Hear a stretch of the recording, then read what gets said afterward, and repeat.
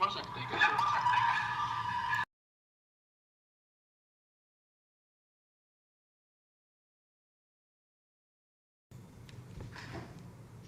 Venkatesh. Hello.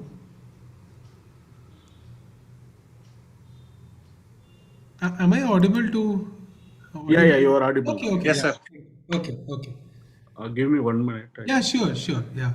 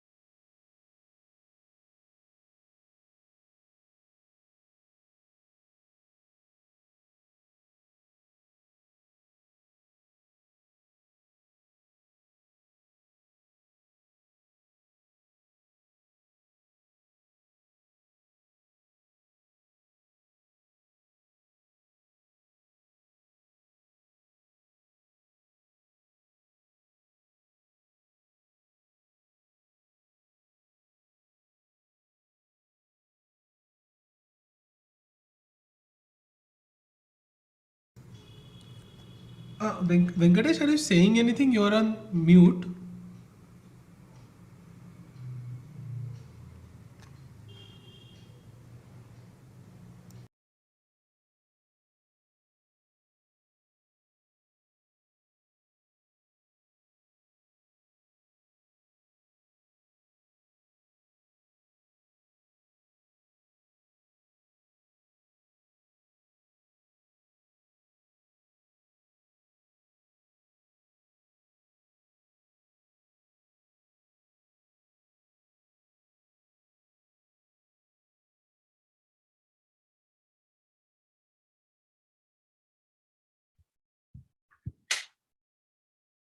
Shall I start? Yeah, yes, you can start. Yeah. Yeah, okay, thanks. Okay, so yeah, as I promised yesterday, I will actually start with this Jordan-Chevalier decomposition theorem, and then we will see like how far we can actually go further about. So, but I will at least state what is Jordan canonical form, and then how one can prove that result. Okay. Anyway, so so let's recall what is this primary decomposition theorem that we proved. Okay. So as an immediate consequence, we can actually write down this Jordan Chevalier decomposition. So this is additive version of Jordan decomposition. Okay. So let me first recall this primary decomposition theorem.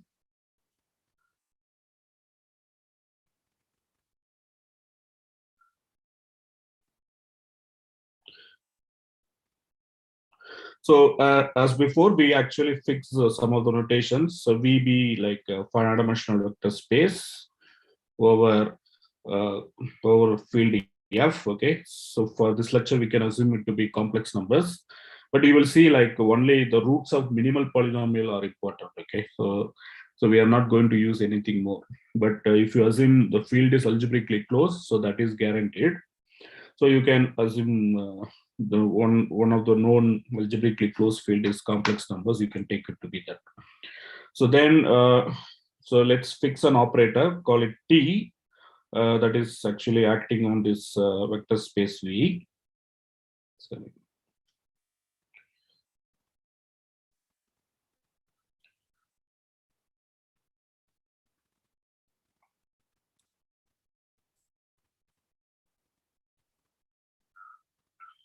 Sorry, my pen stopped writing. I don't know.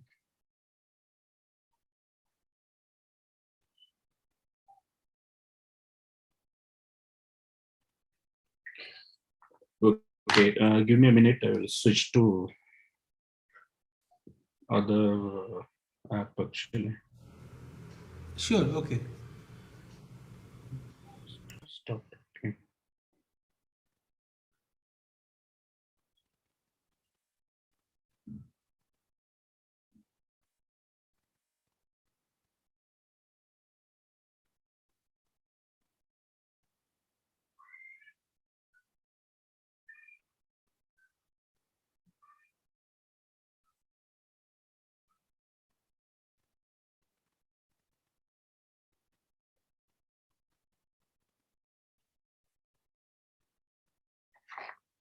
Okay, let's see.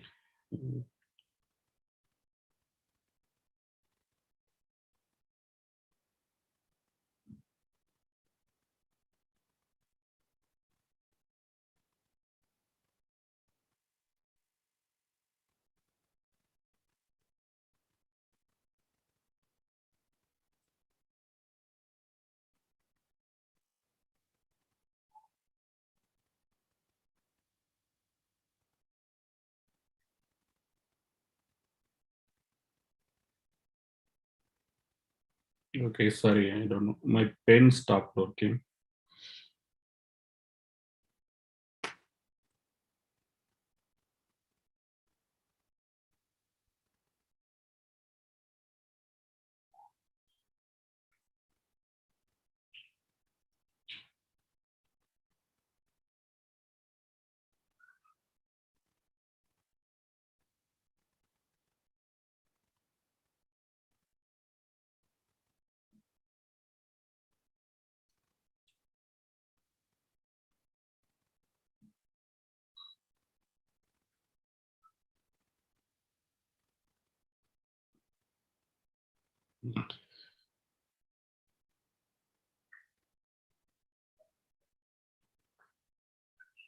Okay.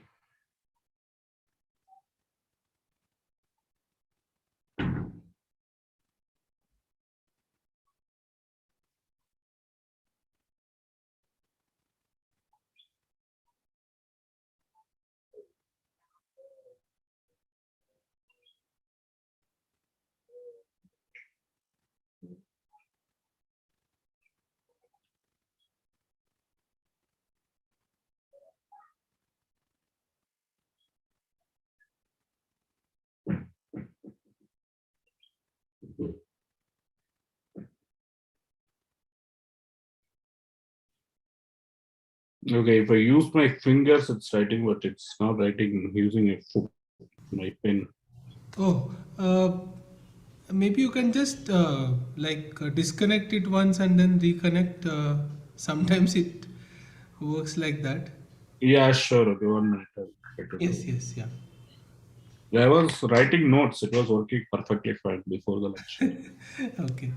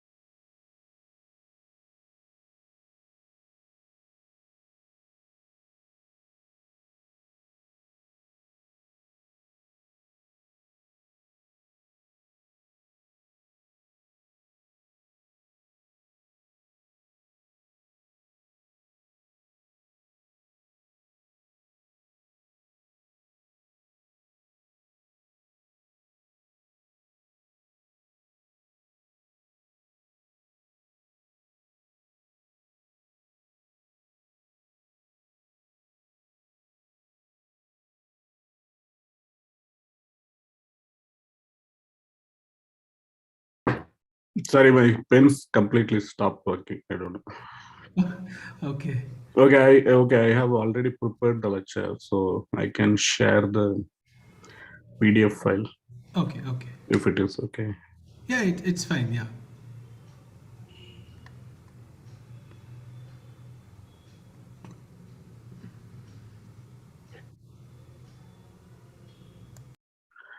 Yeah, this is somewhat most important lecture. I don't know. Yeah, what to do. So, Yeah, it's fine. Yeah. I think writing with finger will be very difficult, right? yeah, that It is will very not finish. Yeah. Okay. Yeah. when to write 2 3 lines, it will be very hard. Yeah. Yeah. Yes. Yes. I think this is fine. This is visible, na? Yeah. Okay. Yes.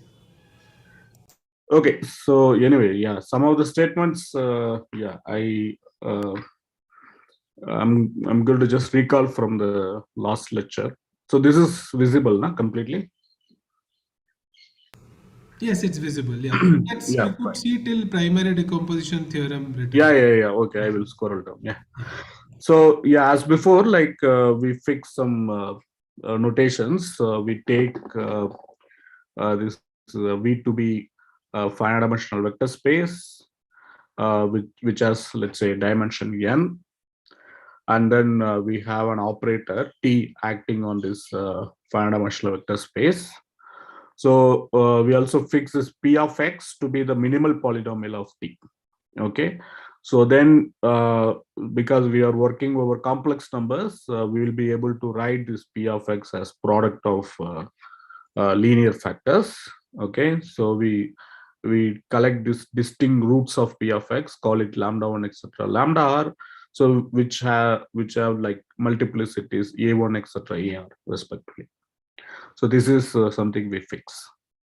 So then what we actually defined after this, so given this data, so we just looked at this generalized eigenspace corresponding to this lambda I. Okay, so this lambda I, so they are roots of now the minimal polynomial. But if you know Cayley-Hamilton theorem, then you already know that minimal polynomial divides actually characteristic polynomial. It is also a fact that so both of them will have same set of roots. Okay, so yeah, we will not have much time to prove those things, but anyway, like you can also start with uh, characteristic polynomial, and then with the factorization like this, and then do the similar thing. So there won't be a big difference in the proof. Okay, proof will be like proof uses the fact that this x minus lambda 1 and so on, they are all pairwise relatively primes. Okay, so so we can actually take this factorization, and then using that we can define this generalized eigenspace. So as I told before in the previous lecture, like this generalized eigenspace, actually there are many characterizations for that. Okay, so for example, like you can prove this vi is nothing but those vectors in capital V, such that this t minus lambda I times identity V, power of some power of that kills that vector. Okay, so here we have actually we have written very specifically what will be the exponent. That exponent is ai here. Okay, t minus lambda I power ai kills. But you can also prove that this vi is actually nothing but those vectors in V, such that t minus lambda I power something kills. Okay, so these things are actually somewhat equivalent. But anyway, that we will maybe we'll see it in the tutorial. Some various characterizations of these generalized eigenspaces. Okay, so what we proved, so what is this primary decomposition theorem actually asserts? So it tells us that these VIs are actually so because they are kernel of this some polynomial in T, so they must be T invariant subspaces. So not only that, they are actually mutually independent. So in particularly, V can be written as direct sum of uh, these generalized eigenspaces VIs. Okay, so this is what we proved. So this is very important theorem, And this is the first decomposition of T invariant subspaces that we have seen. Okay, and as an immediate corollary, we saw that some operator is diagnosable if and only if these exponents ai must be actually 1. So that is also we saw. Okay, so this is about primary decomposition theorem. So now once you have such a decomposition into direct sum of T invariant subspaces, then there are so many questions that you can ask. Okay, so you want to understand this operator T that acts on V. So now what you have done, you have written this V as direct sum of these T invariant subspaces, V1, etc., Vr. Okay, so in some sense, we saw already that you can actually fix a basis of Vi bar, which is basis of capital Vi, and then if you take disjoint union of those bases, so then that will be a basis for the ambient space V.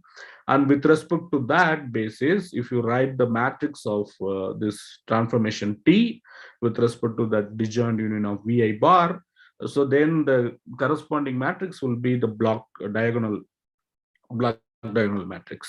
Okay, so that is something we saw. So now if you think about it a little bit more, you can actually infer many informations about the operator T using this decomposition. Okay, so for example, if you are interested in finding the characteristic polynomial of the operator T on V, then you can actually prove that the characteristic polynomial of that operator will be just the product of the corresponding the product of the operators T restricted on Vi.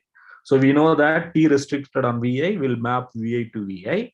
So you can actually compute characteristic polynomial of that, and then you can actually prove the characteristic polynomial of the original operator will be product of the characteristic polynomial of this T restricted to Vi. Similarly, you can also prove that the minimal polynomial of this operator T will be product of the minimal polynomial of this T restricted to Vi. But here we can say something more, because Vi is nothing but the generalized eigenspace corresponding to lambda I. So you can actually prove this if you take the minimal polynomial of this T restricted to Vi, that will be exactly equal to this x minus lambda I power ai. Okay, so this is actually you can directly prove using the properties of minimal polynomial. So for example, like if you take this polynomial x minus lambda I power ai, by definition, if you substitute T here, T minus lambda I identity Vi, then what will happen? So that operator T minus lambda I, so that operator restricted on this Vi will actually satisfy this polynomial. Okay, so this x minus lambda I power ai polynomial, because that is how it is defined. So Vi is nothing but the kernel of this. Okay, that means this operator T minus lambda I IV power ai will be 0 on Vi. Okay, so that means the minimal polynomial of T restriction Vi will divide this. Okay, and then if you take the product of this, so this has to be the minimal polynomial of T. Okay, and then you know what is the minimal polynomial. So using that comparison, you can prove this should be equal to this. Okay, so this is not hard to see. And similarly, like I said, you can compare the characteristic polynomial. That is also not too difficult to see. Okay, now we can also use this primary decomposition theorem to show the fact that I have told. Okay, so what I told just a few minutes before, that minimal, if you take the roots of the minimal polynomial and the roots of the characteristic polynomial, they will be identical. Okay, so forget about the multiplicities. Okay, so this lambda 1 etc lambda r, they are the roots that we have fixed for the minimal polynomial. They also will be roots for the characteristic polynomial. Okay, and vice versa. So but only difference between this characteristic polynomial and the minimal polynomial is that multiplicity of lambda in each factorization. So that is again, you can actually observe using this primary decomposition theorem, because you know that the characteristic polynomial of T is nothing but product of characteristic polynomial and then this characteristic polynomial. Okay, so this is actually now it is like it must be divisible by the minimal polynomial, and you can also like, because this is generalized eigenspace. Okay, so in particularly like if you take this T minus lambda I identity on Vi, okay, that operator is a nilpotent operator. Okay, because on Vi we saw that T minus lambda I power Ei must be 0. So that means it's an nilpotent operator. Using that information, you can say very explicitly what will be the uh, what form this characteristic polynomial will be. Okay, so I will leave it to you to think about it. So what I'm trying to say, like using this primary decomposition theorem, you can actually prove many results that you know already. Okay, so it's one of the very important theorem. Anyway, so let's now use this primary decomposition theorem to get this Jordan-Chevalier decomposition theorem. So this is so there are like Jordan decomposition theorem that are overused in linear algebra itself. Okay, usually this multiplicative version is the very famous one, but here I'm actually talking about the additive version.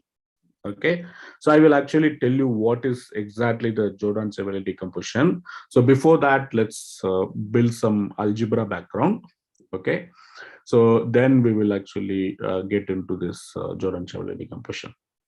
So what we are going to do, like we are actually going to use this decomposition of V, okay, into this generalized eigenspaces, and then so we already observed that understanding how this operator T acts on V. So somehow like it is enough to understand how it acts on this individual VIs. Okay, so what we are going to do, we are going to actually restrict this T to this individual VI, and then going to see like how that operator is really acting on that VI. Okay, for that, of course, again, we are going to use this information about the minimal polynomial. Okay, so that is how these generalized eigenspaces are defined. Again, so even in the proof of this primary decomposition, we use this information about the polynomial lot. Similar to that, we are again going to use some information about this polynomial, and then get some nice decomposition of the operator itself. Okay, so for that, so what we are going to do, we are going to use Chinese remainder theorem. Okay, so to use Chinese remainder theorem, we need to have a set of pairwise relatively prime elements in the ring. Okay, so here I'm using the Chinese remainder theorem in for the ring this fx. Okay, so this is a one variable polynomial ring. So here I allowed to use Chinese remainder theorem. So what I'm going to take, I'm going to take this x minus lambda I power a. Okay, so this x minus lambda I power a. So these are all the like factors of those factors of that minimal polynomial. Okay, so note that these are actually pairwise relatively prime, because this lambda is are all distinct. So because lambda is are distinct, so these polynomial, if we vary from I ranging from 1 to R, okay, so they will be pairwise relatively prime polynomials. So in particularly, what I can do, I can use Chinese remainder theorem and then locate a polynomial f of x, which is congruent to lambda I modulo this x minus lambda I power a. Okay, if one of the lambda is 0, then I will not actually need this another condition f of x congruent to 0 modulo x.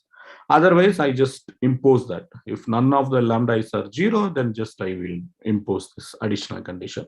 Why I want to do that? Because I want to actually make this f of x actually the constant term of this f of x 0.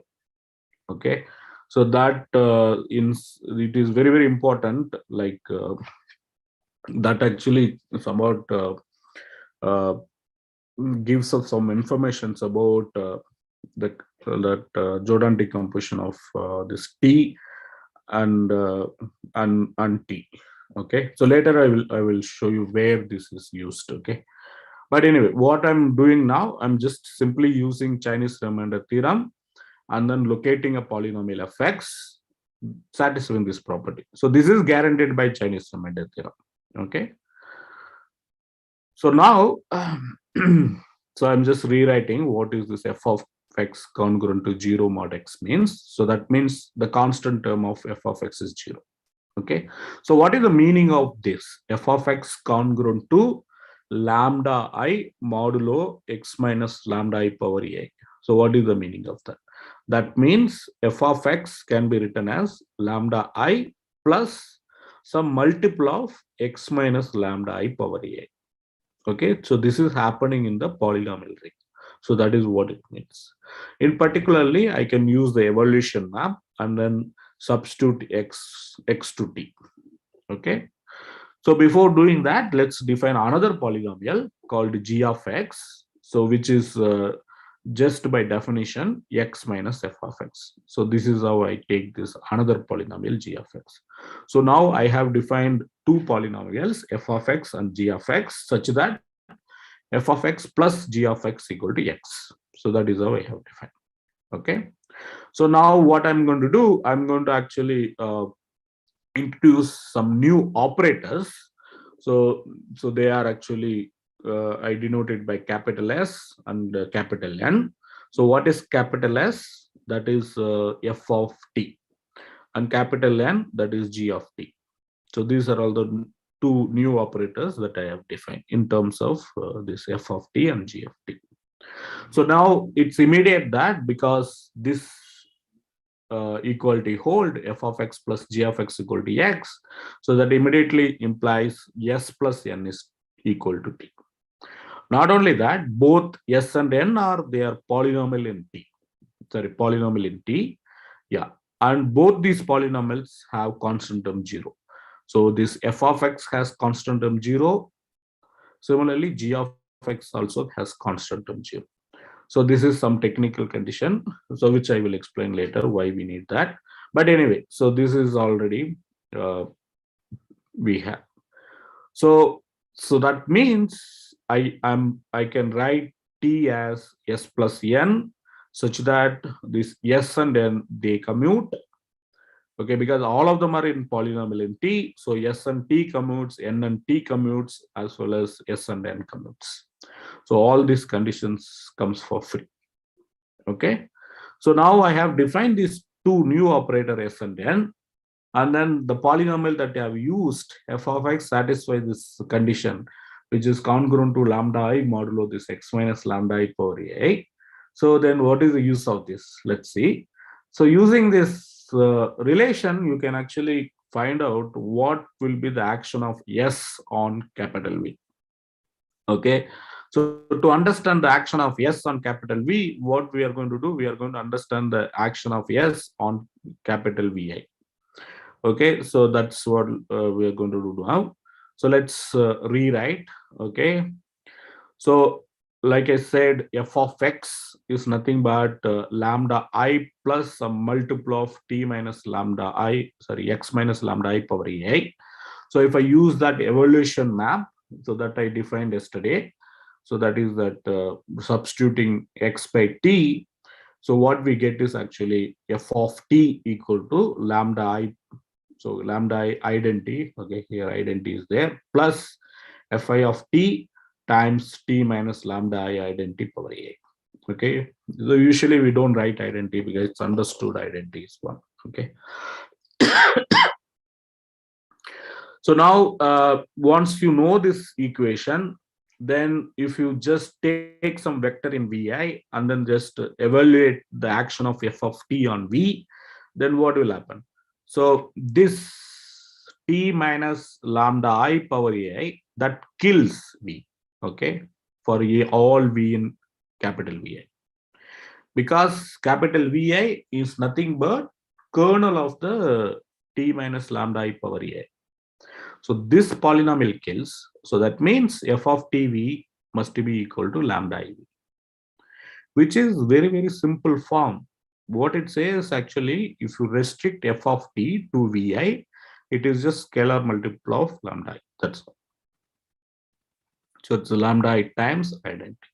Okay, it's remarkable because somewhat this f of t is chosen somehow. Okay, satisfying this property, and that property ensures that the restriction of f of t on vi is nothing but scalar multiple. So that means that capital S that we have defined, it acts as scalar lambda I on each vi. Okay, in particularly that S is diagonalizable operator. Okay, so if you take this vi bar, which is basis of capital Vi, then what happens if you write this matrix of S with respect to uh, that union of Vi bar, then it will look like block diagonal matrices, which is actually diagonal matrix. So it will be some lambda 1, etc., up to the dimension v1 times, okay, and then lambda 2, etc., up to dimension v2 times, and so on. So it will be a diagonal matrix. Okay, now we understood how S behaves. So S action is very, very simple. It just acts as uh, scalar on each vi, and that scalar is also very explicit. That is coming from this eigenvalue of this operator t, okay, or this lambda. Okay, so now look at this another operator n, which is defined to be t minus f of t or g of t. Okay, so we want to understand how this n acts. So the action of n, okay, it's not that obvious, but it is somewhat controllable. Okay, so this action of n is actually given by, so if you just evaluate how it acts on vi. So again, I'm going to look at only how it acts on each individual component vi. Okay, if you restrict on the particular component vi, then nv will be tv minus f of tv. Okay, but we just saw f of tv is nothing but lambda iv. So that means nv will be t minus lambda I identity times v. Okay, that is how it acts. But you know that this operator t minus lambda I identity, so that is actually acts nilpotently on this capital Vi, because Vi is by definition kernel of t minus lambda I power ai.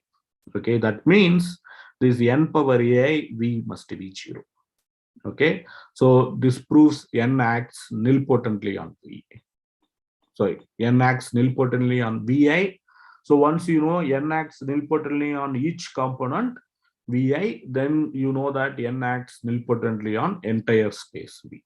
Okay, so that is again small exercise. Okay, there are two hidden exercises here. One is if you have an operator that acts diagonalizably on each component. Okay, you write V as, so you write V as direct sum of T invariant subspaces, say V1 direct sum, etc., direct sum VR. Then if you have an operator S such that S restriction on Vi is diagonalizable, so then that would imply that S on V itself diagonalizable. Okay, and this is both if and only if actually. So yes, Excuse me, sir. sorry. This is 9, but I have one question. Yeah. In the matrix version, is it the core nilpotent decomposition of the matrix? Core nil, sorry. Actually, the part n is a nilpotent operator, right? Here Yeah, this is a nilpotent operator. And whether s square is equal to s, whether it is happening, is it a operator? S square is equal to s? S square equal to S. Is it so? No. S is defined to be that f of t. Na? So we don't know anything about that. Whether, sir, do we know whether the dimension of, can we say anything about dimension of the space generated by S? You want to understand what is the dimension of the space generated by S? Huh. I mean to say range of S. Yeah. Yeah. A range of S. No, yeah, the action of S on each individual VI, okay. Okay. And now, depending upon what are these lambda i's, so depending upon that only you will be able to actually compute what will be the range. Okay. Okay. For example, like one of the lambda I 0, okay. So then that particular VI S will act as 0, na? Okay. Okay. So on remaining things, it will be invertible operators. Okay. So Okay. only on that particular component, it will act 0. All remaining all remaining components, it will be just some non-zero scalar times identity. So they are invertible operators. Okay. Okay. Okay, sir. Thank you. Okay. So this yes, actually, we can't say like S square equal to S or anything, because that again, like only depending upon how these lambda is are actually behaves. Okay, this lambda is for me like very general. It could be any complex numbers, so not necessarily like, so if S square equal to yes, then only 0, 1 are the possible lambda is. Okay, sir. Okay. Okay. Maybe in that case. Actually, I was thinking about the core nilpotent decomposition in the matrix version. If you take a matrix, say a matrix over real or complex field, Okay. then every square matrix that can be decomposed as a core part plus nilpotent part, where that first matrix will be having group inverse, or in other words, its index will be 1. The rank of that matrix will be rank of its square. So in that way I asked, because the other parties happen to be nilpotent operator, right? So yeah, that decomposition I guess very different from this one. So okay, here okay. the important part about that S is actually it is diagonalizable. It is Okay. like diagonal.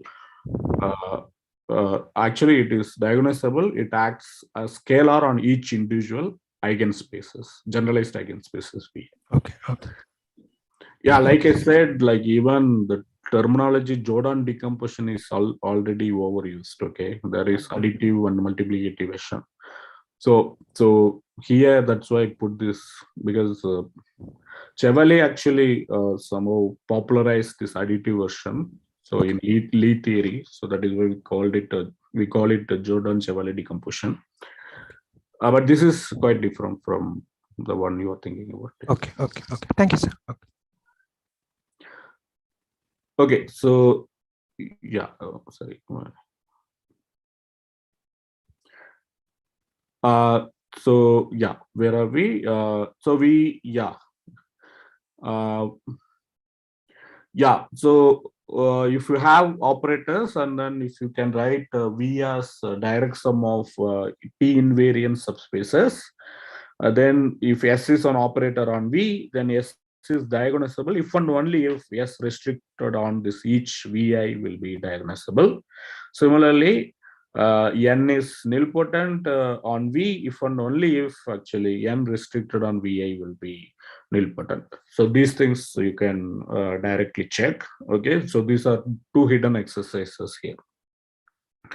So now what we have proved so far, so we proved that T can be written as S plus N, where S is acts semi-simply on V. So we use this semi-simple word in Lie theory. So this means diagonalizably on V, and N acts nilpotently on V. Okay, so these are two important properties. So not only that, by our construction, this S, N both are polynomials in T, and both the polynomials will have constant term 0. Okay, so in particularly S and N commute, and they also commute with T. Okay, and here we are getting some very important information for free. Okay, this is also tells like the behavior of S and N in terms of actually the behavior of T. So for example, if you have two subspaces A and B, okay, so assume that T maps B into A. Okay, so this B is mapped into A by T.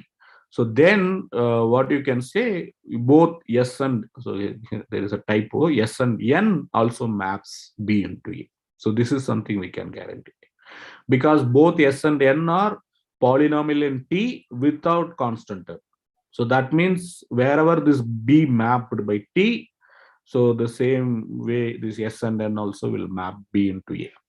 Okay, so this is something very stronger statement. This 3 also one can get it for free. Okay, so such a decomposition is actually called Jordan-Chevalier decomposition. So what is Jordan-Chevalier decomposition? You write T as some diagnosable operator plus nilpotent operator satisfying these condition 2. Okay, so S and N commute with T and S and N. So actually, like, we don't need 2. We can, so only condition that we need actually, so this is the only condition you need.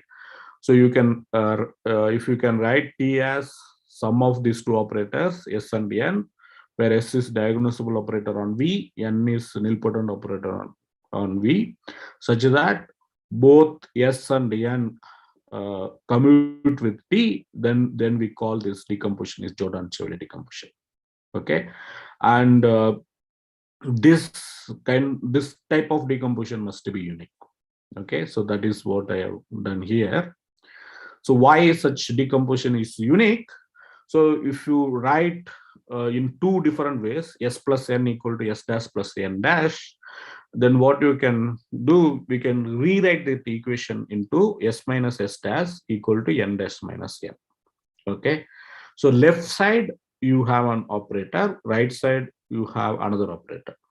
So look at left side is S minus S dash. S and S dash both are diagnosable operators. Okay, again it is a simple exercise. If sorry, if S and S dash they commute. Okay, so this is yeah. Oh, okay. So yeah, then I need, I guess both of them are in polynomial in T, because then only I can say S and S dash they commute. So yeah, this is also part of the definition that, let's say S and N both are polynomial in T. So if S and S dash both are polynomial in T, so then it means both of them commute. S and S dash commute. If you have two diagnosable operator and if they commute, then their sum also will be diagnosable and the product also will be diagnosable. So that is something easy to prove. Similarly, if you have two nilpotent operators and commuting nilpotent operators, then their sum also will commute. Will be nilpotent. Okay, so that means this S minus S dash on the left hand side will be diagnosable. This N dash minus N on the right hand side will be nilpotent. So you have one unique operator that is both diagnosable as well as nilpotent. Okay, so then what could be such an operator? So only 0 is the only such operator, because you know that any nilpotent operator will have only 0 as eigenvalue. Okay, and if you have a diagnosable operator, then that is similar to like some diagonal matrix. Okay, and all the diagonal entries are 0 means that will imply that that matrix is 0. Okay, so that is one way to observe that. So if an operator is both diagnosable as well as nilpotent, then that must be 0. That will imply that this S1, S and N are unique, satisfying these first two conditions. Okay. Okay. So this is something, yeah, very, very important. So this is called the Jordan-Chevalier decomposition. So now let's see how one can use this information to say anything about canonical forms. Okay. So first thing is you can write this T as s plus n, where s is acting on each individual vi as some scalar times identity, and this n is acting on each vi nilpotently. Okay, so now to understand, first of all, to understand the operator t, it is enough to understand its action on each vi. Okay, and this operator s is simply given by lambda I times identity, so there is nothing much to understand. This is the easiest operator that you know. Okay, so this we don't need to worry about it. So only thing you need to know to understand s is finding this lambda I and the dimension of vi. That's all. So this part is clear. So now that motivates us to only focus on this nilpotent operators. Okay, so that is how you somehow come down to nilpotent operators. So now if you are able to actually find some simpler forms for nilpotent operators, then that will allow you to actually find simpler form for the operator t with respect to some basis. Okay, so that is why like one end up focusing on only nilpotent operators. Okay, so I will just state the main theorem. Okay, and then I will actually give you some outline of the proof, because it's not that hard, but it can't be covered in 10 minutes. But anyway, so maybe more we will discuss more about Jordan canonical forms in the tutorial. But let's see. This is the fundamental theorem that actually leads to Jordan canonical form. So this is called cyclic decomposition theorem for nilpotent operators. Okay, of course one can prove this cyclic decomposition theorem for any operator, but the work that we did so far actually brings us actually to the nilpotent operator. So it is enough to consider only nilpotent operators. Okay, so let's fix some notation again. You take V to be finite dimensional vector space over F. So now this field need not be complex numbers, because we are only talking about nilpotent operators. We know that the only eigenvalue of nilpotent operators are nothing but 0. Okay, so that means you don't need to worry about the ground field, because any field has 0. Okay, let n be a nilpotent operator acting on V. So then what you can prove, so then we can prove that V can be decomposed as a direct sum of cyclic subspaces of V. Okay, so I need to define what is cyclic subspaces. So they are the simplest n invariant subspaces that you can think of. Okay, so you can always decompose V into direct sum of cyclic subspaces, and this decomposition is unique up to reordering. Okay, you can only permute that components. That's the only thing you can do. So it will be determined by this operator n, all those components. Okay, it is somewhat unique up to that. Okay, so what is cyclic subspace? So given vector V, this subspace span by, okay, I didn't write it correctly. So CV equal to span of this V, NV, N square V, and so on. Okay, so if you take CV to be the span of these vectors, that is called the cyclic subspace of V generated by. Okay, so why these subspaces are important? Because these subspaces actually behaves very nice. For example, to say more about that, we need this index of nilpotence. Okay, so so if you fix some vector V, and then we say V has index of nilpotence m, so what does it mean? It means n power mv must be 0 and n power m minus 1v is non-zero. Okay, again there is a typo. This n power m minus 1v must be non-zero. So then you call V such index nilpotent, index of nilpotence m. So we know for sure there will be such m. Okay, because n is nilpotent operator, so n power kv will be 0 for some k, and you choose minimal k, then this m to be the minimal, then you would then it will imply that n power mv will be 0, but n power m minus 1v will not be 0. Okay, So again, one can define the index of nilpotence for the operator itself. So again, that is the smallest star such that n power is 0. That means n power minus r minus 1 is non-zero. Okay. So now once you know this index of nilpotence, then this actually tells you the importance of this cyclic subspace. What is the connection? So let's see it in this exercise. So if you have a vector, non-zero vector, and then let's say that has index of nilpotence m, of course with respect to the operator capital N, then you can actually look at these vectors v, nv, etc., n power m minus 1v. So this is definitely, these vectors will span this cyclic subspace. Okay, because cyclic subspace by definition span of v, nv, n square v, and so on. And we know that n power mv is 0. So that means these vectors definitely span the cyclic subspace. But what is guaranteed, once you know this index of nilpotence is m, then these vectors must be definitely linearly independent. Okay, in particularly they form a basis for this cyclic subspace generated by P. Okay, so now once you know this information, then what you can do, you can actually look at this basis v, nv, etc., n power m minus 1v. Then if you take this as a basis,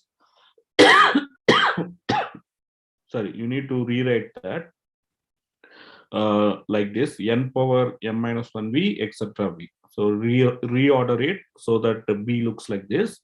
If you take this as a basis, then the matrix of this nilpotent operator n restricted on cv, okay, cv will be n invariant, and this matrix of n with respect to this basis will look like this. So this is on the diagonal, it is 0, and the off diagonal, first diagonal, okay, to the right will have 1 1 1. Okay, so this is actually called Jordan block for the nilpotent operator.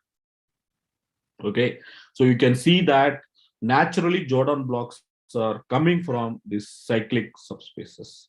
Okay, so now if you actually go back to our main theorem, what it says for any nilpotent operator, V can be decomposed as a direct sum of cyclic subspaces.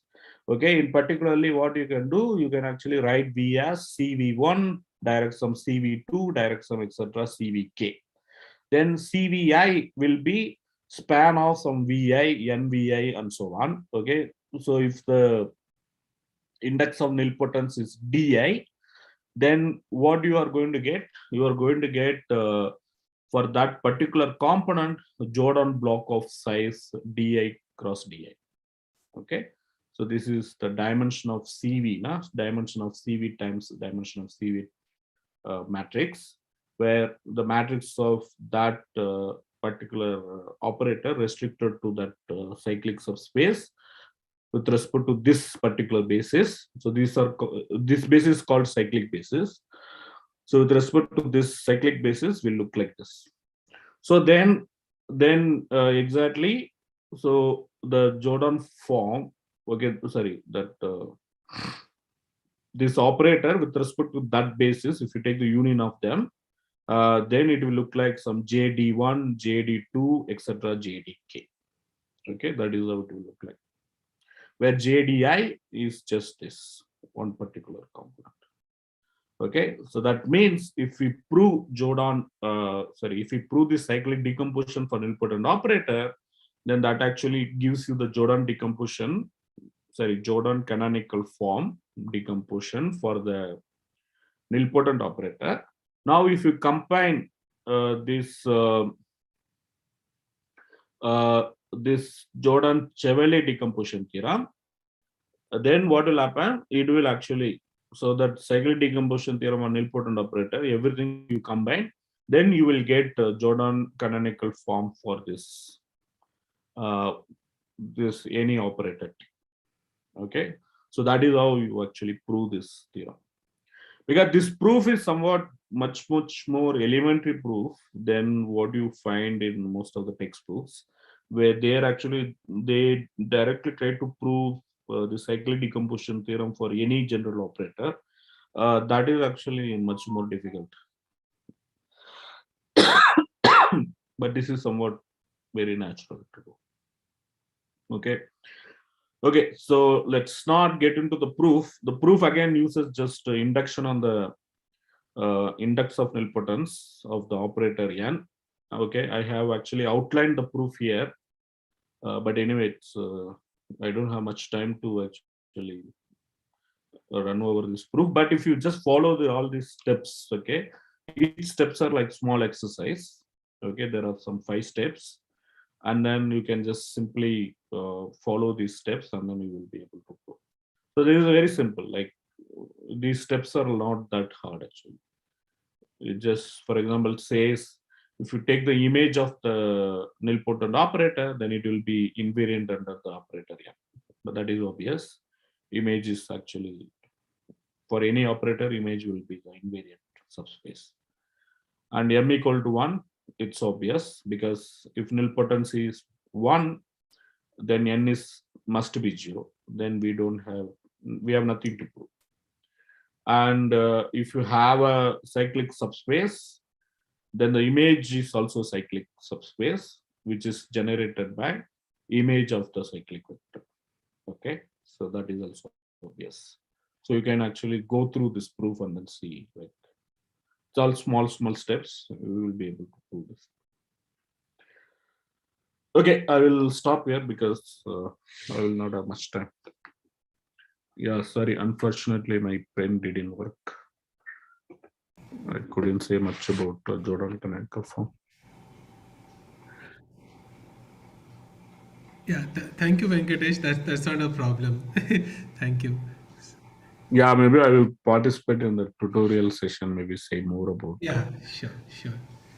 So, as this was the last lecture for you, let me thank you for patiently explaining all the importance of different decomposition theorems and sketching the proofs of it. I'm sure that this will help all of us to understand linear algebra in a better way.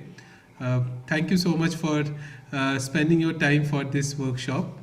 Um, if if any participants wants to say something about this lectures of him, please feel free to do so.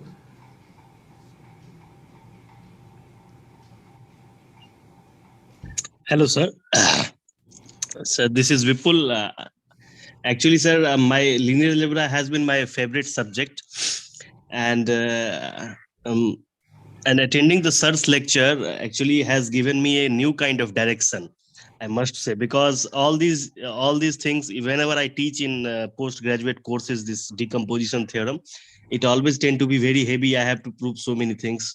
But now this purely algebraic direction that sir has emphasized, and without losing the fundamental without losing the fundamental idea that we have to learn the operators, it actually has really given me a kind of new joy. And now I think I'm in a better position to learn algebra further. So thank you, sir. It is really very helpful. Yeah, thanks. Yeah. Yes, sir. Yeah, I will try to write down these notes and then properly share it with you. Yeah, in that way. So this proof mostly like if, for example, Hoffman-Kunz, for example, he does it for general operators, which is much more harder actually. The proof they adopt that is very different. Yes. And sir, based on these lectures, can we say something about the similarity of the matrices and their Jordan canonical forms? Yeah. We can actually infer everything from this cyclic decomposition theorem. So yeah, unfortunately, I didn't have much time. So there are like everything that you know about operators can be inferred from all this actually.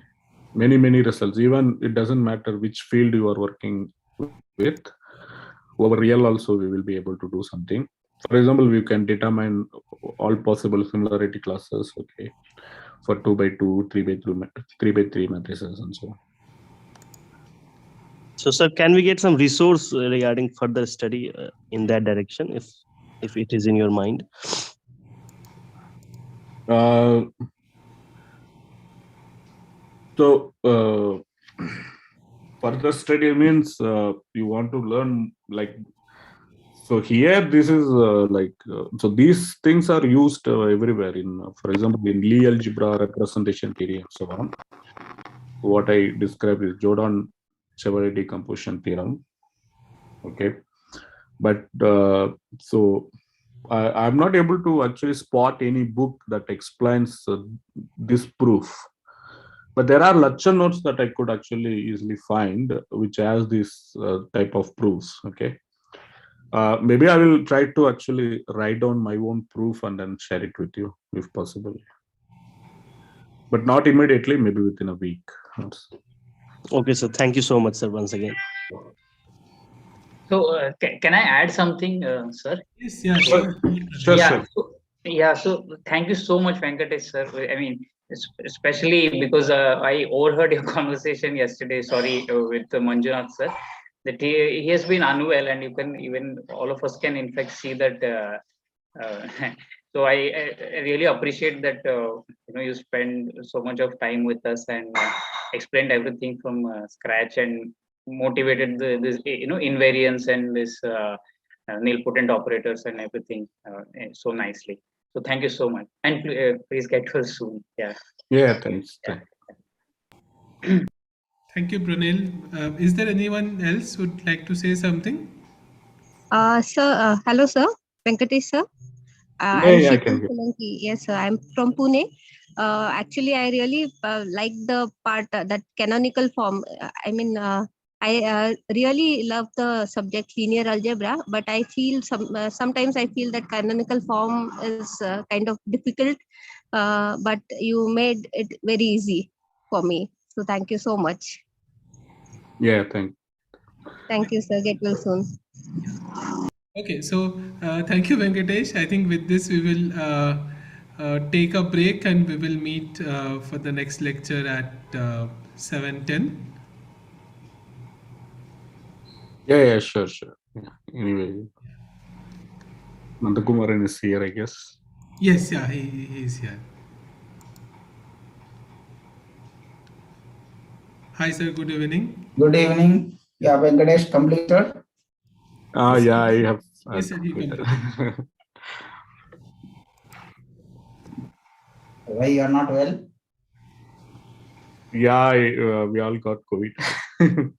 Yeah. Now it's news that if you don't get it, That's true. In IAC, like, I guess AAC, everyone has it. everyone. Our things there in Tata Nagar, people are. Tata Nagar, it's fine, but we are literally inside the home. I have not really stepped out much. Oh, okay. But still. In the main campus, people say like it's all there in the air. Even Yeah, if it you, is there, I think, and not just in main campus, it's there everywhere. yeah, What you call, they say they have cold and fever.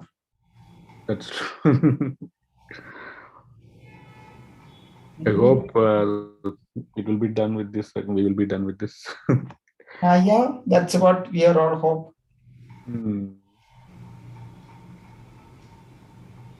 So KVPI is finally scheduled.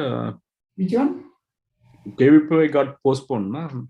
It is postponed, not yet scheduled. Maybe now the problems are first theirs to come down, hope to come down. And then there are board exams in March, April, all that is concern for us. Oh, okay. Then it will be then delayed further, huh? Yeah, it will be delayed because we thought we'll do it in March, April, but then there will be board exams and we can. Oh, okay. But you schedule all over India, right? Then our admission also will get delayed. Admission also might get delayed. So right now, probably in the month of May, middle or something. Okay. That's what we can see. We cannot plan in February or something because it's still not clear when it will come down. But March, April is board exams. So there are so many exams in this season. Yeah, GATE exam is happening. Gate is happening because now it has come down, and gate is for bigger students, right? Who are all vaccinated. KVP we need to do because they're all 11th, 12th standard students. Yeah, that's true. Now they are also vaccinated.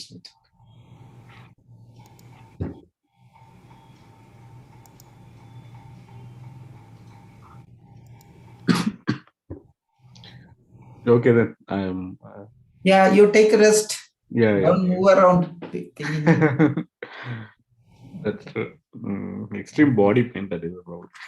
Yeah, take your everybody is taking Dodo. That's it. Yeah, without Dola, it's impossible to sleep. So just take it and take a rest. It may continue for a week, total, the pain and other things.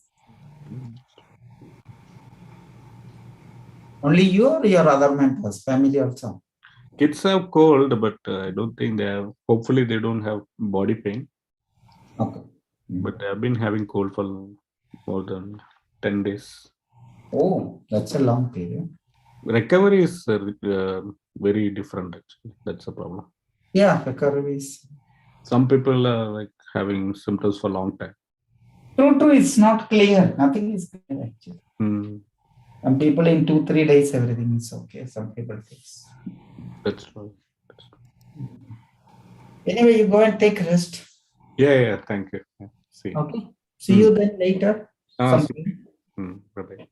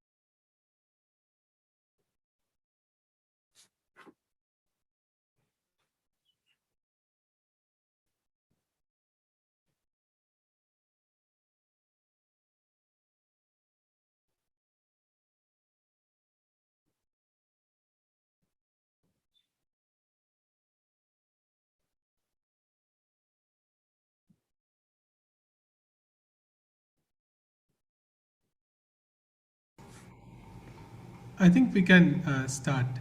Yeah, sure. Okay, sir. And share it so that I can share. Okay, good evening once again. So this is my last lecture. Good evening, sir. Yeah, good evening to all. Shall I share my file? Yes, sir.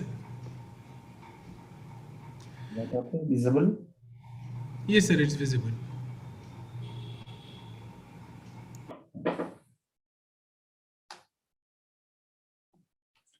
All right. So we were trying to give the proof of inverse function theorem.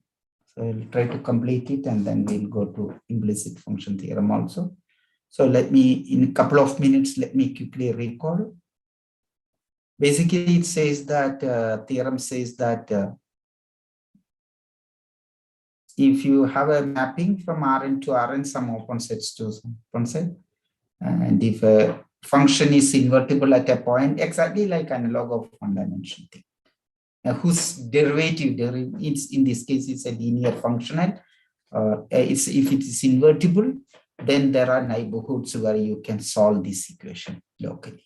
So you have a local solution, and the inverse map is also continuous. That's what we were trying to do it.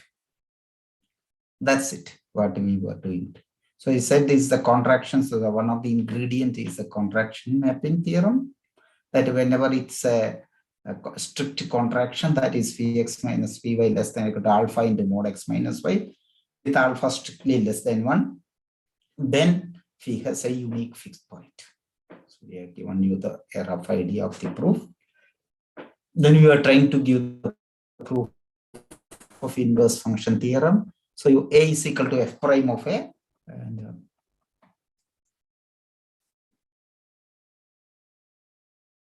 and we assume that the determinant of A is not equal to 0.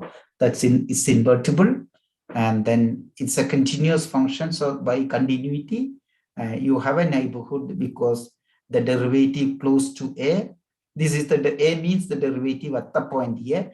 By continuity, the derivatives at that point, these are all in the as matrices or the linear transformation, linear operators, whatever it is. You have this can be made small enough. Then we have seen that we have introduced an operator phi x is equal to x plus a inverse y minus f of x. And then you have seen that phi x equal to x if and only. So solvability of fx equal to y is equivalent to the fixed point of fx. So we were trying to prove that if is a contraction from some ball to ball, and then we have done some computations. We have computed phi prime of x yesterday. Using that phi prime of x, you proved that phi x1 minus phi x2 is less than half into x1 minus x2. Which shows that phi has at most one fixed point, right? Because x1 equal to x2 implies phi x1 equal to x2. You cannot use this you cannot, as asked to think, you cannot have more than one fixed point. When you cannot have more than one fixed point, because fixed point is equivalent to the solution of fx equal to y, that means given y, you cannot have more than one solution. That's exactly what is called f is 1, 1 on you. So f is a 1, 1 maybe. So you got a neighborhood of A. So you got basically a neighborhood of A in which f is 1, 1. So if you take that image of that, which we call it V, and then we call, so then f from u to v is 1, 1 and o2. And then the question that we asked is that, is this complete the proof? The proof is completed if you prove that V is an open set. And that's what we are going to prove it. So you go through the proof here. Just from the class, you cannot learn all the tricks of the thing. This is only to how you present the proof properly. Okay. So you want to show that, so you have a set U here. You have a set V here. Okay. So you have your F here, A here, B here. And you want to show that V is open. To show that V is open, you have to take an arbitrary point. Why not here? And then you take a point Y naught and show that Y naught is an interior point. That means you have to show there is a neighborhood, and this neighborhood is completely contained in V. What is the meaning of that neighborhood completely contained in V? Because V is an image points. So that you have to show that the existence of a neighborhood of Y naught for Y naught in V, such that if you take any point X here on this point, so you see any point Y here, you have to show that there is a point X here. So that X maps to Y. That means you want to show the solution. This is a solution eventually. That's what you want to show end of it. So if you can show that there is a neighborhood of Y naught in which it is solvable for every Y, and then you call then we say that then it shows that this neighborhood completely contained in V, and hence V is open. And this is what we are going to do it now. So you so given y naught, so y naught is now taken. So take, you have to show that y naught is an interior point. Take y naught in V to show that y naught is an interior point. Interior point of V. Okay. So by definition, because it's image point, there exists x naught that you know in U, because y naught is in V, hence it's an image point, x naught in U, such that f of x naught is equal to. These are all little, these are the subtleties of the proof. I'm not using heavy machinery, but I am using machinery which is very simple, but in a very delicate way. Y naught equal to B. So given y naught, there is an x naught. That given y naught, there is an x naught. Now you choose a neighborhood here. That I can choose because U is open. Keep that. So you're using this fact.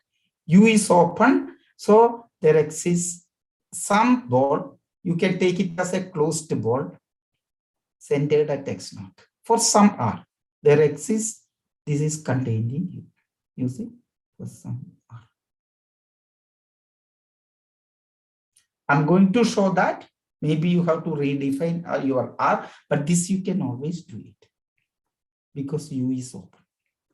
V is open is not done. We are actually want to produce a neighborhood of y naught, okay? Not just the neighborhood of x naught, but then y naught and x naught are connected by the mapping.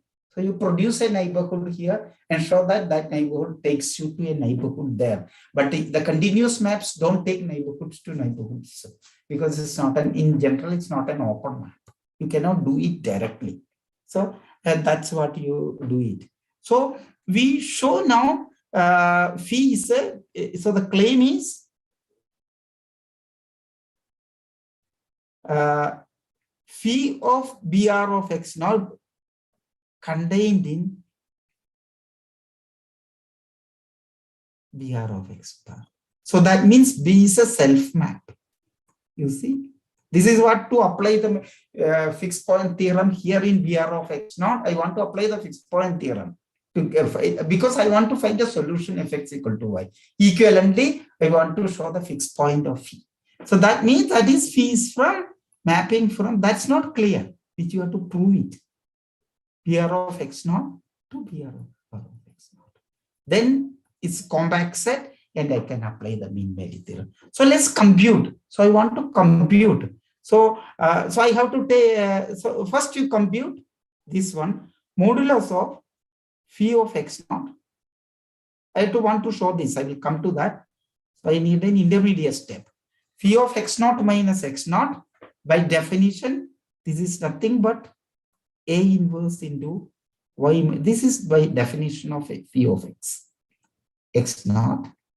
Keep these are all matrices.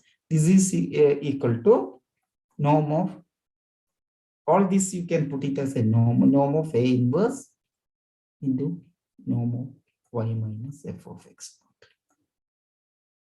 Okay. That's why. Now, I'm interested in proving this one. Keep that in mind. So I want to take, so take any x naught there. Okay, so take x in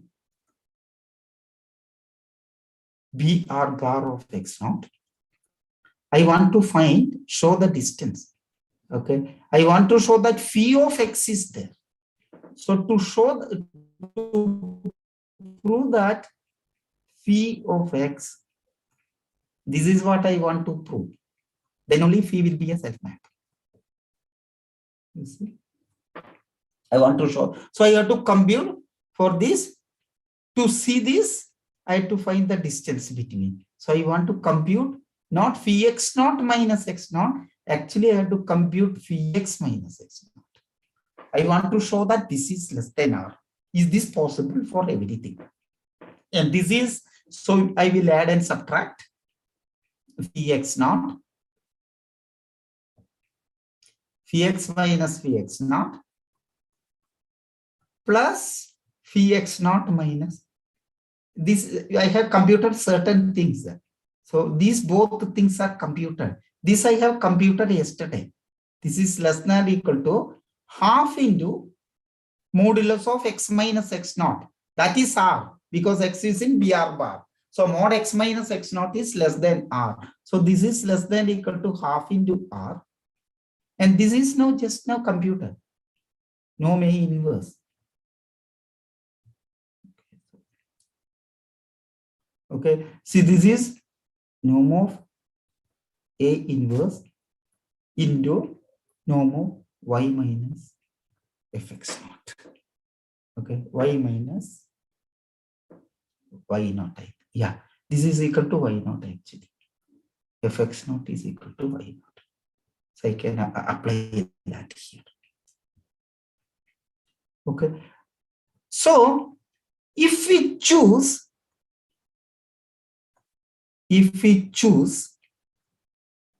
y is in your choice, because you have y naught here. I want to choose a neighborhood of y naught. So that neighborhood can be as small as I like it.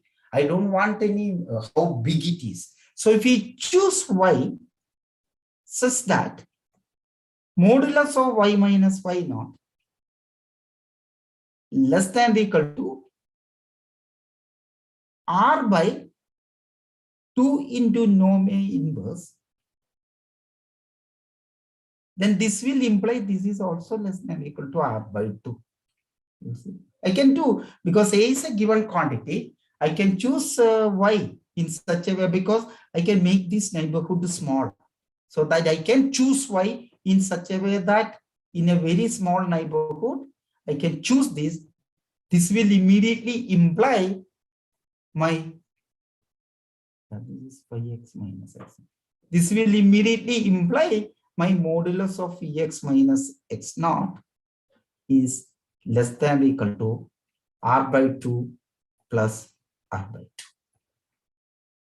That's equal to r. That implies my phi of x is in ball of radius r in the closed. That means phi is a self-map. So phi is a contraction in a self-map. Therefore, phi from BO bar of x naught to x naught to BR bar of x naught has a fixed point, has a unique fixed point. Y is fixed now. Unique fixed point x in BR bar of x naught. Once it is a fixed point is equivalent to the solution. That implies your fx equal to y, because if x is a fixed point, and then fx will be y. The fixed point x is, there is a unique fixed point, and hence there is a unique x for this given y within that neighborhood, and hence y equal to f of x. That's equal to f of BR bar of x naught, right? Because x is in BR bar of x naught, so that y equal to f of x is in f of BR bar of x naught, but BR bar of x naught contained in f of u, and that's equal to v. So you see, so there is a neighborhood f of u that's in v. So for every y in that neighborhood, that small neighborhood, there is an x which is obtained by the okay, and then you have your theorem of calculus. Okay.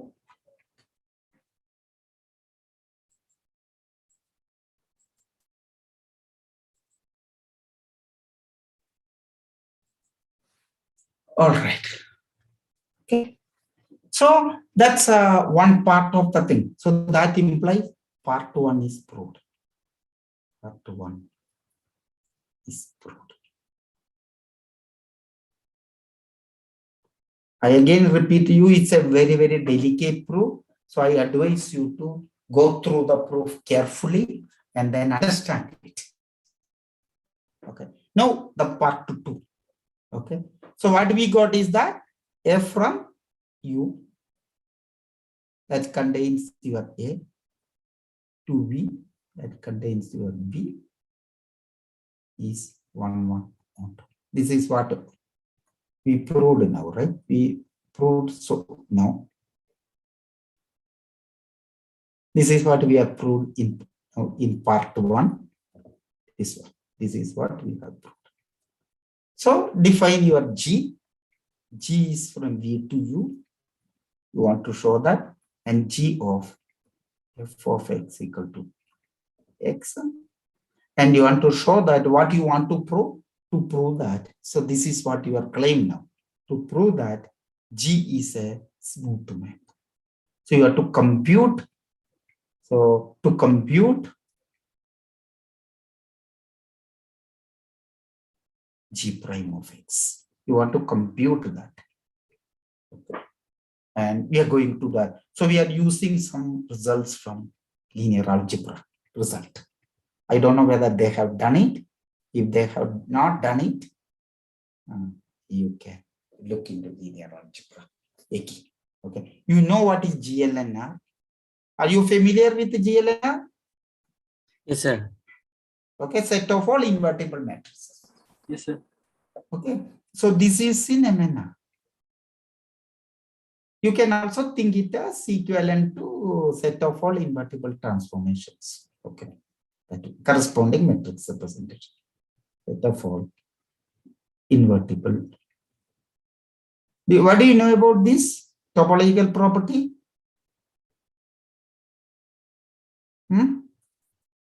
Have you did that teach you any invertible property of this GLN or n by n matrices? Sir, it is the open set.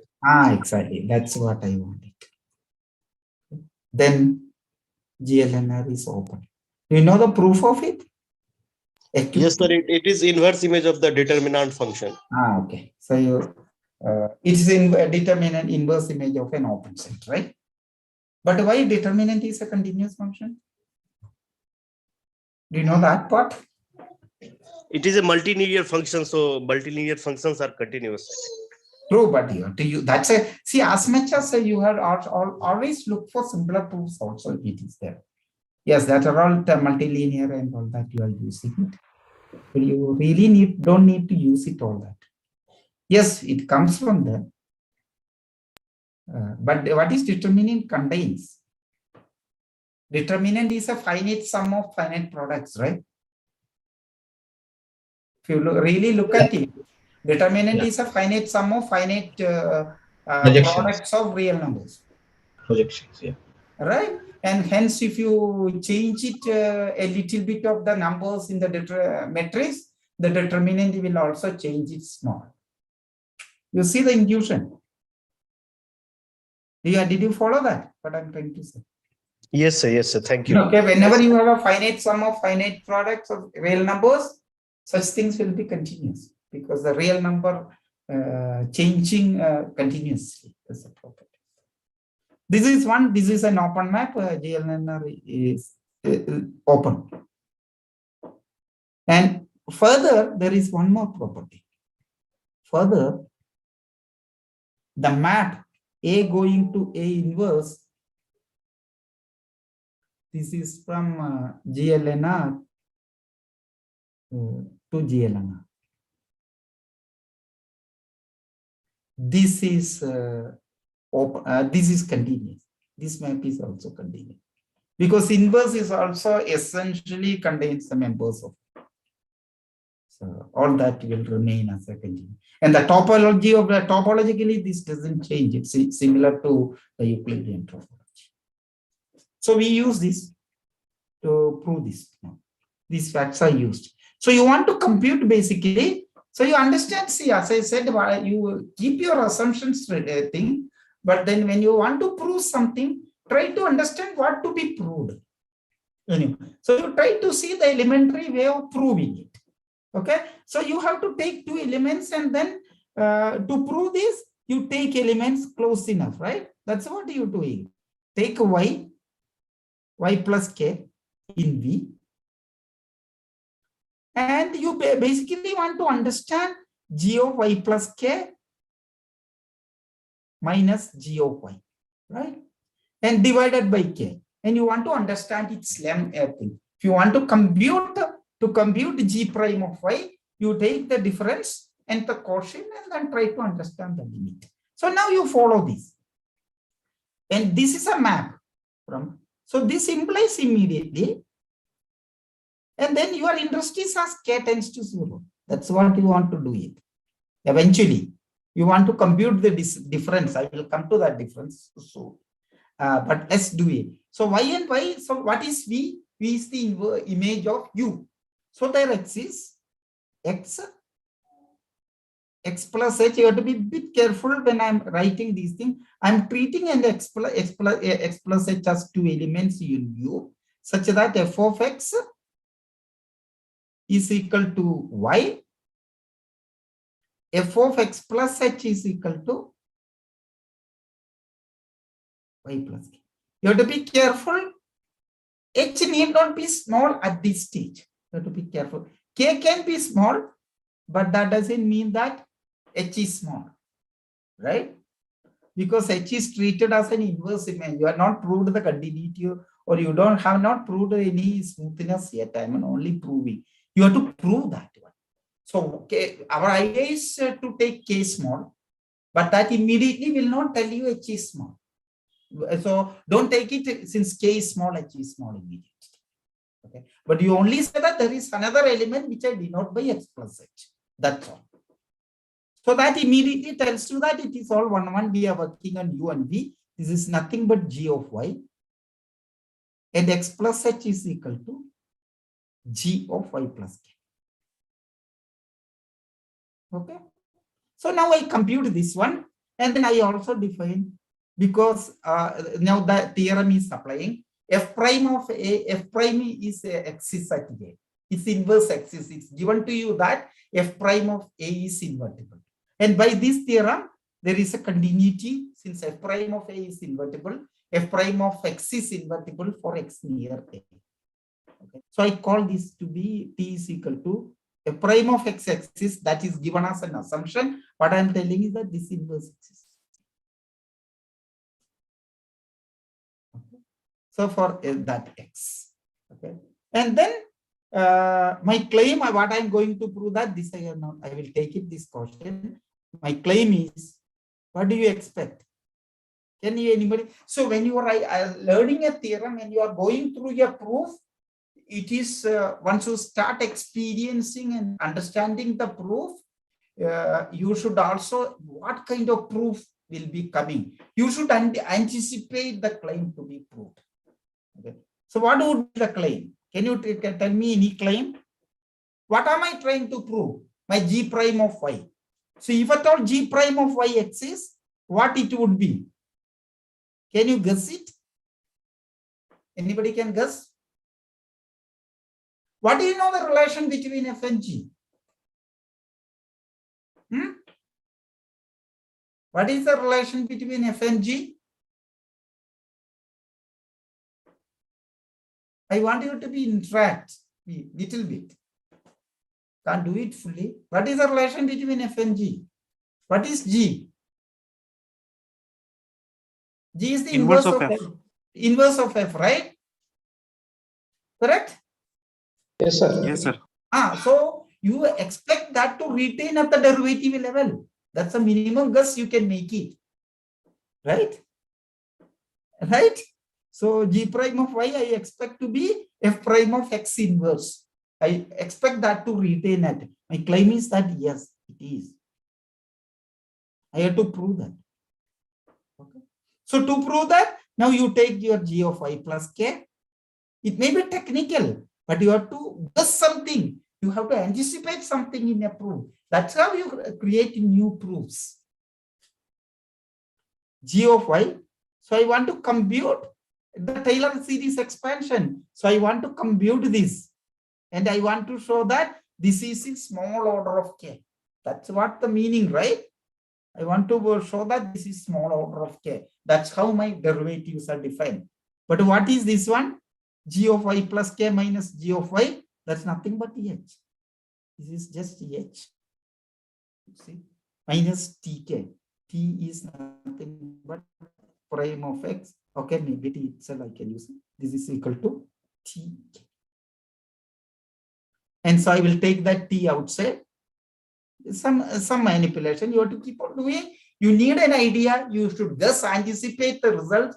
You need ingenuity, and then you need an algebra or computations. All combined is what is a proof. So you take t, once you minus t, if I take it, I get ek minus h. I write down my k and h, not h, with t inverse of h. Okay. So I will, what is t inverse? F prime of x. Okay. So minus t. And what is k? K is nothing but f of x plus h. You use the facts we used it. Go back. So you see, k is f of x plus h. So k is f of x plus h minus f of x. So you get your k. And t inverse is f prime of x. Okay, so you have my f prime of x here. You see, f prime of x. H. Because I know that I can only pass to the limit in the f. That is what is given to you. Now I will divide by modulus of k. So I compute now. This is what I want to show.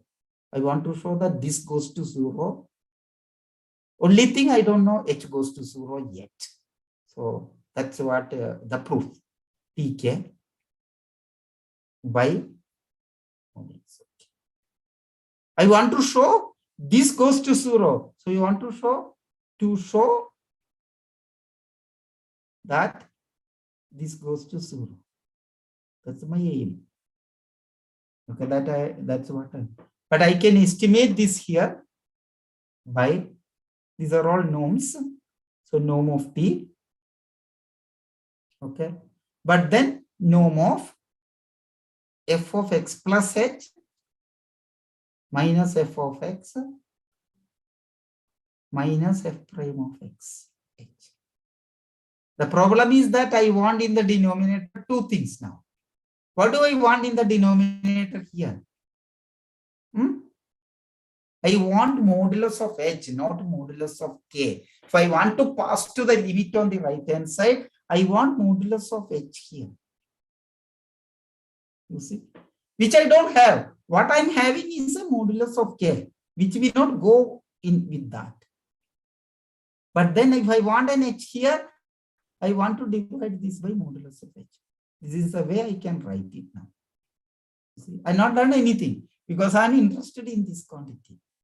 Now this quantity will go to 0 if mod h tends to 0, which we don't have it yet. Okay, this will go to 0 if mod h goes to 0. Is this enough? Can anybody tell me, help me? Will that prove the left hand side go to 0? Can you think of it? These are the, when I say it's a subtleties in the proof. I'm giving you some time because you can think and you can grasp and then you can answer me. Is this enough? Suppose I prove mod h tends to 0. If mod h tends to 0, I know that this will go to 0. Is this enough for you? Anyone can answer?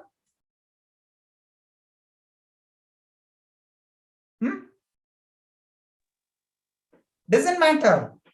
Just look at the expressions.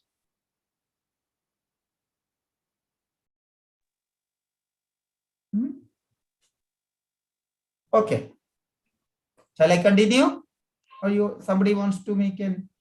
Yes, sir. Yes, sir. I'm leaving some time so that you have some thinking time.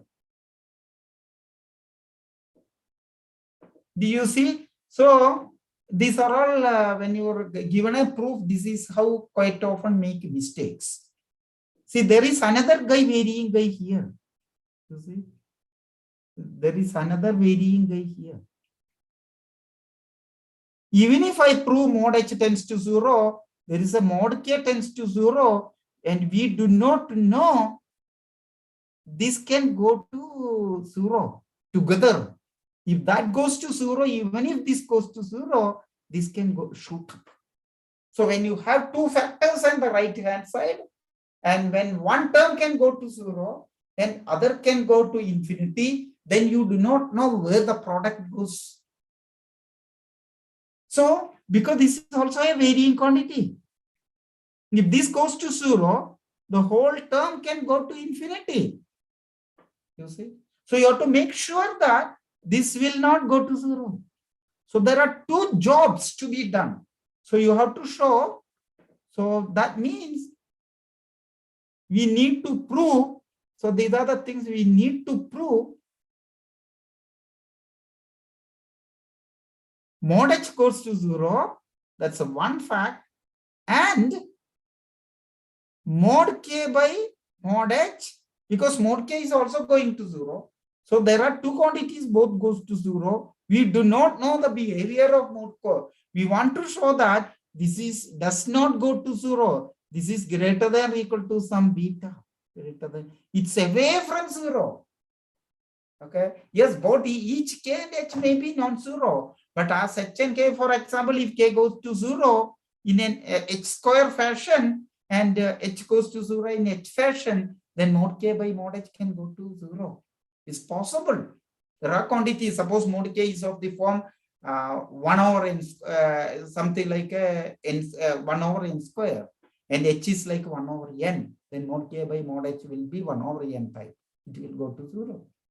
So you need two things to be proved. One, you want to show that mod h, then you are fine. Then you immediately complete the proof that G prime of y is equal to t. Once this goes to 0, you can immediately say that as k. These are all should happen in mod k tends to 0. That's given to you.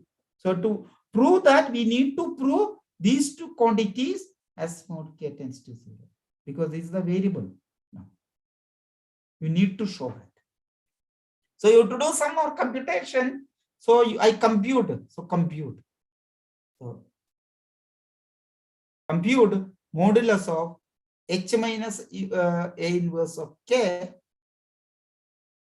I will write that one. This is equal to modulus of h minus a inverse of, this is f of x plus h minus f of x. Okay. And but this is equal to, you can do that in terms of phi. If I write this is phi of x plus h, we just go and see that this is nothing but phi of x plus h minus phi of x. Okay. And that you already proved that is a contraction with half. This is less than or equal to half of mod h. Okay. So you have these things, but what is this LHS? LHS is less than or equal to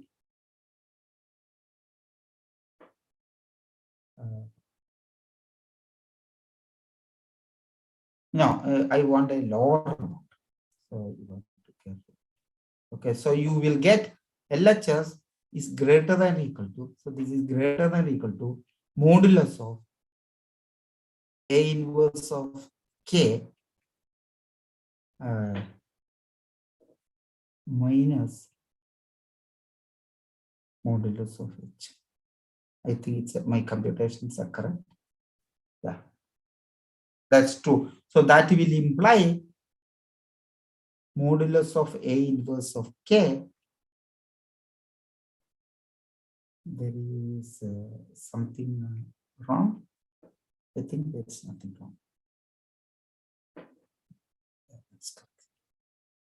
These are all small computations.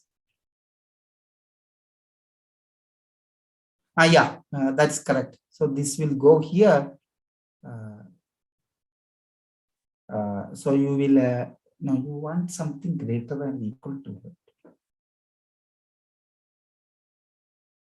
Yeah, that's fine. So this is there. So this will be, this will go to the right side. So this is less than or equal to this one. So this is 3 by 2. No, something went wrong. No, we have to write it properly. I can write it many ways. So I should get the correct one. Yes, this can write it in the other way also. Mod H minus modulus of A inverse of K. I can do that, right? Mod X minus Y is greater than or equal to mod X minus mod Y. It's also greater or equal to mod Y minus mod Y. Now you apply this one, that will imply minus of mod inverse of K should be greater than or equal to half. And this is, so A is a bounded linear operator. This tends to 0 as K tends to 0. This will imply mod H tends to 0. Okay.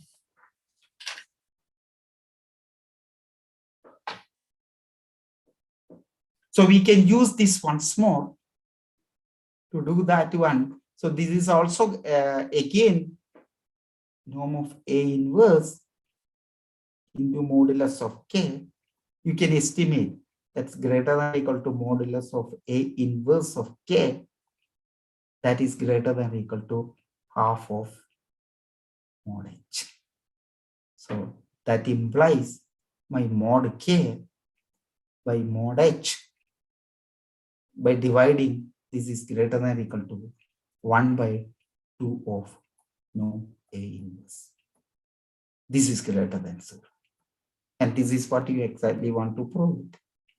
You see, you need to prove this part, right? So you need to prove this some bit. You see, so mod H tends to 0. So that implies now G prime of Y is equal to F prime T. That's nothing but F prime of X inverse. So that means G is also a smooth function. And then the second part of the linear algebra we apply, A going to inverse G prime is also continuous. So that implies applying by that one, the continuity of G prime follows from the continuity of G prime by the theorem G ln R to G ln R. That means your G prime is in C1 of E. No, G is in C1 of E. So that's the that is the fundamental theorem of calculus. So basically, you are proving some sort of an open mapping. Okay, so I need more pages.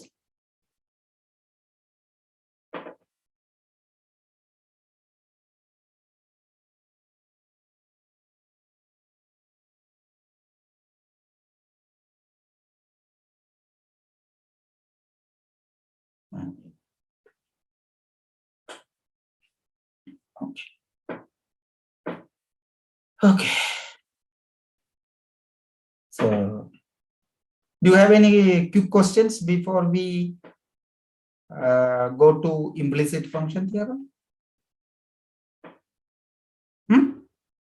Any quick questions?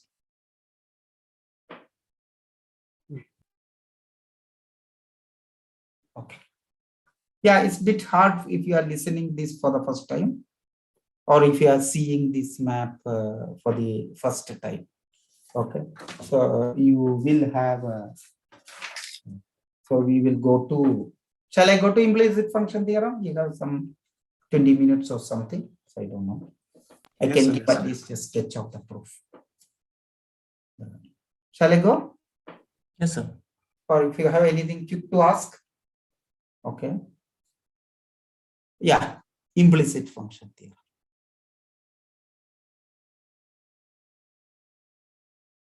Yeah, this is a kind of bit difficult because the terminologies are all you are learning for the first time. And the first analysis course should complete with such inverse implicit function theorem. That's what we expect when you come out of MSc. The student should be familiar with the first analysis course is basically a completion of inverse implicit function theorem after learning everything. So if you are not having in your syllabus, it's better that you at some point of time include this in BSc and MSc syllabus about the multivariable, because it's one of the important topic if you want to continue your research or study further.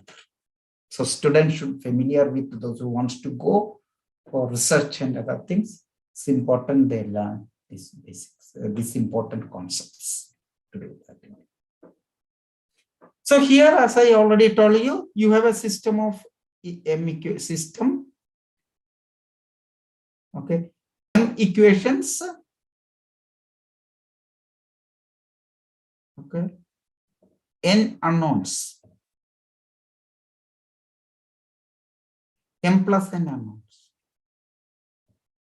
So it's a, so something like F is from some set E, subset of open set, Rn cross Rn to Rn. Okay, you have the correct variables. So basically you have a system fxy equal to 0. This is in a compact notation, but if you have an expanded notation, you have x1, etc. X is n variables, y is, this is n equal to x1, etc. xn, and this is equal to y1, etc. yn. Okay. So you have this first equation, and if you go for it, you will have m equations. X1 equals. So this is in your expanded form.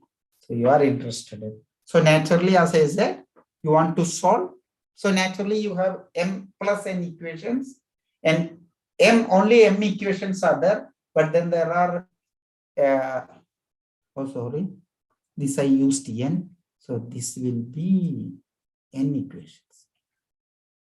Okay. So you have n equations in m plus n variable. The best you can do is that solve x in terms of y. That's all. That's what you have seen it in the example also. In terms of y. Represent it locally. I will write it the precise statement. So this is your aim. Can you do that one? And you have seen that even simple one equation with the two unknowns, there are points which you cannot do this thing. Okay. So let's look at the same system as a linear system. So you look at this easier thing. Just like in the inverse function theorem,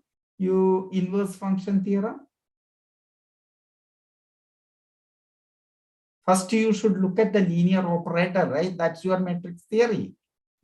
And you know that when this is invertible. If A is invertible, then you know that there is a unique solution. So what you have done in inverse function theorem is a generalization of this thing. When you have it, and here, in this case of Ax equal to y, you have a global solution, not just local. If A is invertible, it is globally solvable for every y. But of course, there are situations when A is not invertible, what will happen? Yes, there are theorems, and I thought we will do something on that, but even the implicit function theorem, I do not know it. So linear system. When it is a linear system, how does it, my Fi will look like? That means Fi's are linear. Okay. When Fi is linear, so the system is given by in terms of the matrices. So system is of the form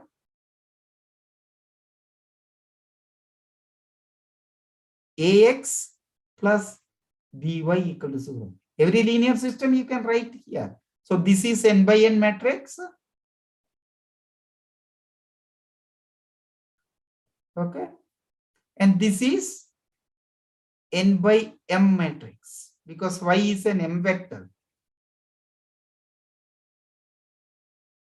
So in this case,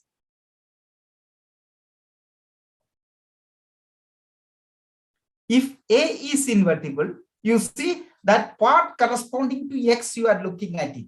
That's exactly, you looked at it if you look for that example, x square plus y square minus 1 equal to 0. In the first day, motivated. If partial derivative is f of x is non-zero, then you can solve it locally.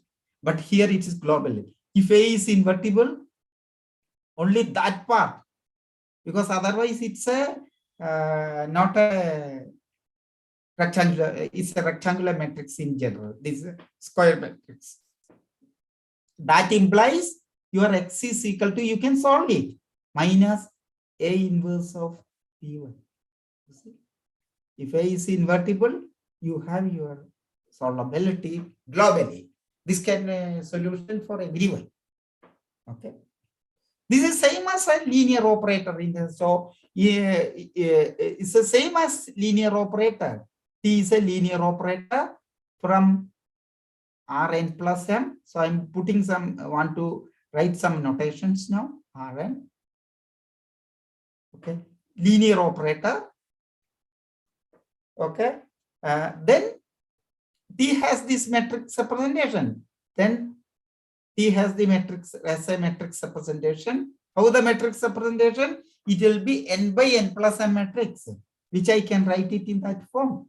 The matrix representation. So the matrix representation of T will be of this form. A, B. You see? This is n by n plus m. So I'm separating it, that's all. This is n by n, this is n by n plus n. So you can do that. So now, I'm going to write this, okay?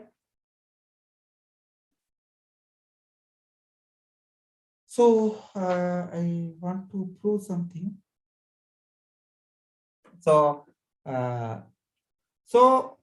for HK, I'm trying to decompose my matrix now in the form of linear operator, and this is what I wanted. So HK belongs to Rn plus M. I can always write HK is equal to H0. H is a vector in Rn. Please understand, H is a vector in Rn and K is a vector in Rm. So this is a 0 vector in Rn, and I can write 0. Therefore, where H is in Rn, I'm writing a implicit function theorem for the linear operators now. What I have written is matrix form, and now I'm going to write the same thing for the in terms of the matrix. That's all. Instead of matrix, I'm writing in terms of the thing. How you decompose this one operator? Okay. H in Rn and K is in Rn. And then I can apply the T is linear. So since T is linear, I can separate this one. T at H0 plus T at 0. So I will give a definition. Now this is nothing but definition. I call it this to be Tx at H. And this is only a formal representation now. This is why. So what is Tx at K? Tx is a mapping from Rn to Rn, linear operator. Given by Tx acting at H is nothing but a T acting at H0. And you have a mapping Ty. This is from Rm to Rn. Again, this is to Rn. So that Ty of K is nothing but T of 0. So formally, this is symbolic notation actually. Both are two different operators. So symbolically, we may write T is equal to Tx plus T1.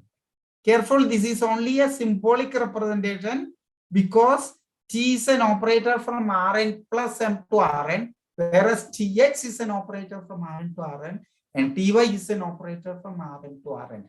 The meaning of this is this, basically. This is the meaning of this. When I write, okay, meaning of this one. It's only a symbolic. So that's where the implicit function theorem, linear version, the same thing. Linear version.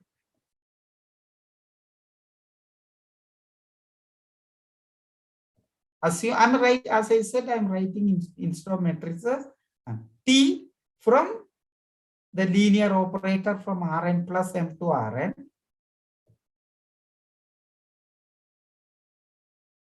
Right? Symbolically, T is equal to Tx plus Ty. Assume Tx is invertible. That's all we are. A is invertible equivalent. Tx is, because T is a Rn to Rn. So you can talk about the invertibility. Then for any K in Rn,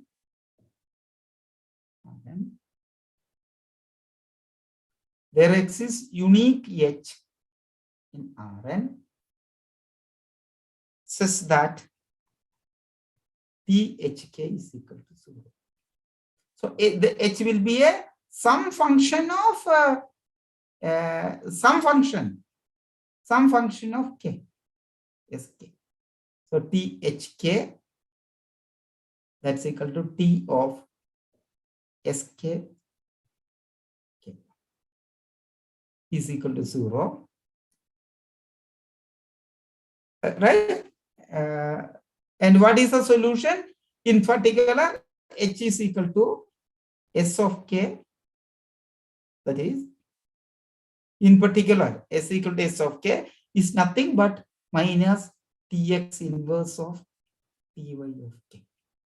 I have just written what is in the matrix in terms of the linear operator. So your solution is given by this one. So your solution is, for given K, that's your solution, satisfying this equation. Okay.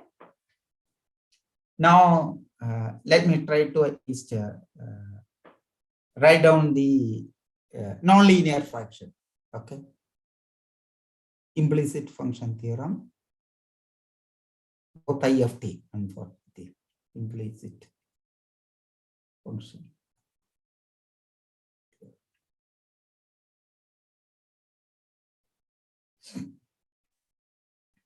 Okay. Nonlinear version.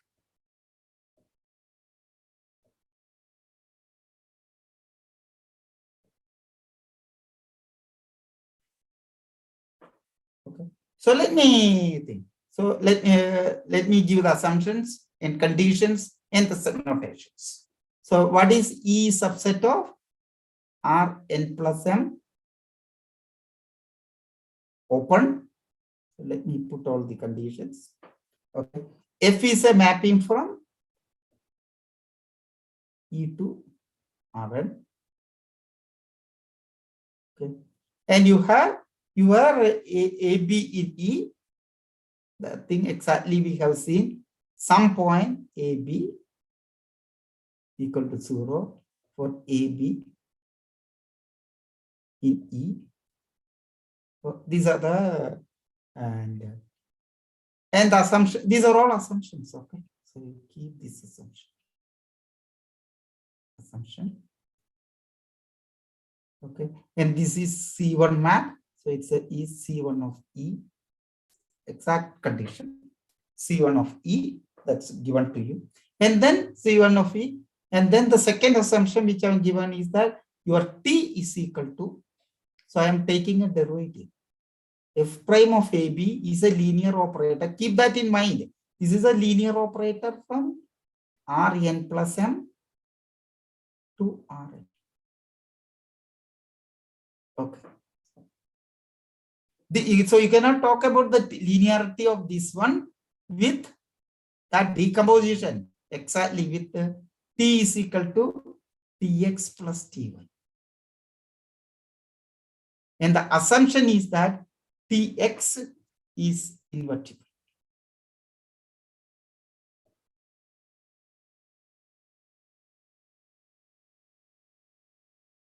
So these are the assumptions exactly. Okay. Then, now we will do the conclusions. Then, there exists open sets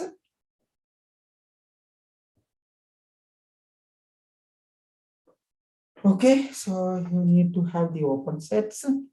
U This is in E. The open set is in E. This is in Rn plus 1. And W is a open set in Rm. So we will tell you the geometry a little later. So because it's a, you want to solve for a neighborhood of B, and B is in Rm. You have to see that f of AB equal to 0. So you want to solve for x in terms of y in the neighborhood of B, and B is in Rm. So you have to look for a neighborhood in Rm, which is a neighborhood of B in Rm. And for that, you have to get a, for every y, you should get an x, such that xy is in E. That's what you are looking at it. Okay. Satisfying. So the setup has to be understood properly. Satisfying. Okay. The two conditions. One, for every y in W. So yeah. So let me write down. This is the neighborhood of B, and this is basically the neighborhood of AB. We are not looking for the neighborhood of A. We are not solving that way. For every y in W, there exists unique x such that xy is in U. That's the way you have to look at it. When you look at the geometry, it's clear, and this is exactly we have done the example, and it's a solution. And f of xy equal to 0. So in that neighborhood, for every y, there is an x such that f is defined on U or E. So you can have to talk about that. 2. So you can define now where? You can define my V, G. I can define my G from W. This is a subset of Rm. Keep that in mind. That is what we have done. In Rm to Rn, X is in Rn, such that Gy is equal to X. Right? That's the inverse map I'm trying to do. Okay. So, and G of is in C1 of W, right? It should be a C1 map. Your G of B, of course, is equal to A. B is equal to A. And by the part 1, f of Gy, y is equal to 0. Okay, and this is true for all y in W. And third part is the computation. And G prime of B exactly follows your minus Tx inverse of G. Right? I hope you understood something like that. You have to understand this is a map. So this is in Rm. And you have your Rn here. And you have your AB here. And you have your A. This is your B. And the map is to F. The map is to Rn. So I just don't want to write it Rn. So what it says that you have a neighborhood of B. You have a neighborhood of B. That's your W. And you have a neighborhood here. That's your U. This is your W. Okay. So you see, this is your W. And what it says is that if you choose my Y here, and there will be an X here. In other words, if Y moves along this set W, which is an open, there will be a surface moving along this.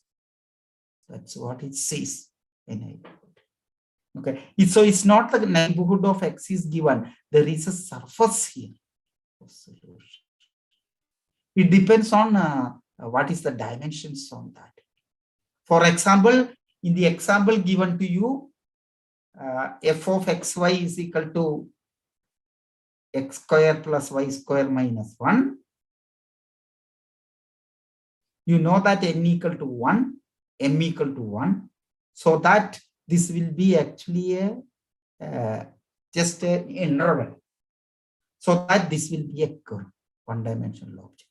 On the other hand, you can work out the similar things and you can take, for example, fxy z is equal to x square plus y square plus z square minus 1 equal to 0. So minus 1. In this case here, there is only one equation and 3 unknowns. In this case, your n is equal to 1 and m equal to 2. You see? So in this case, if you look at it, this will be R and this will be R2. You see, this will be R2. And then if you look at your A here, and this point, there are 2 points A, B is B1, B2. So you will have B1, B2 here. It says that there will be a neighborhood here. And that's your W.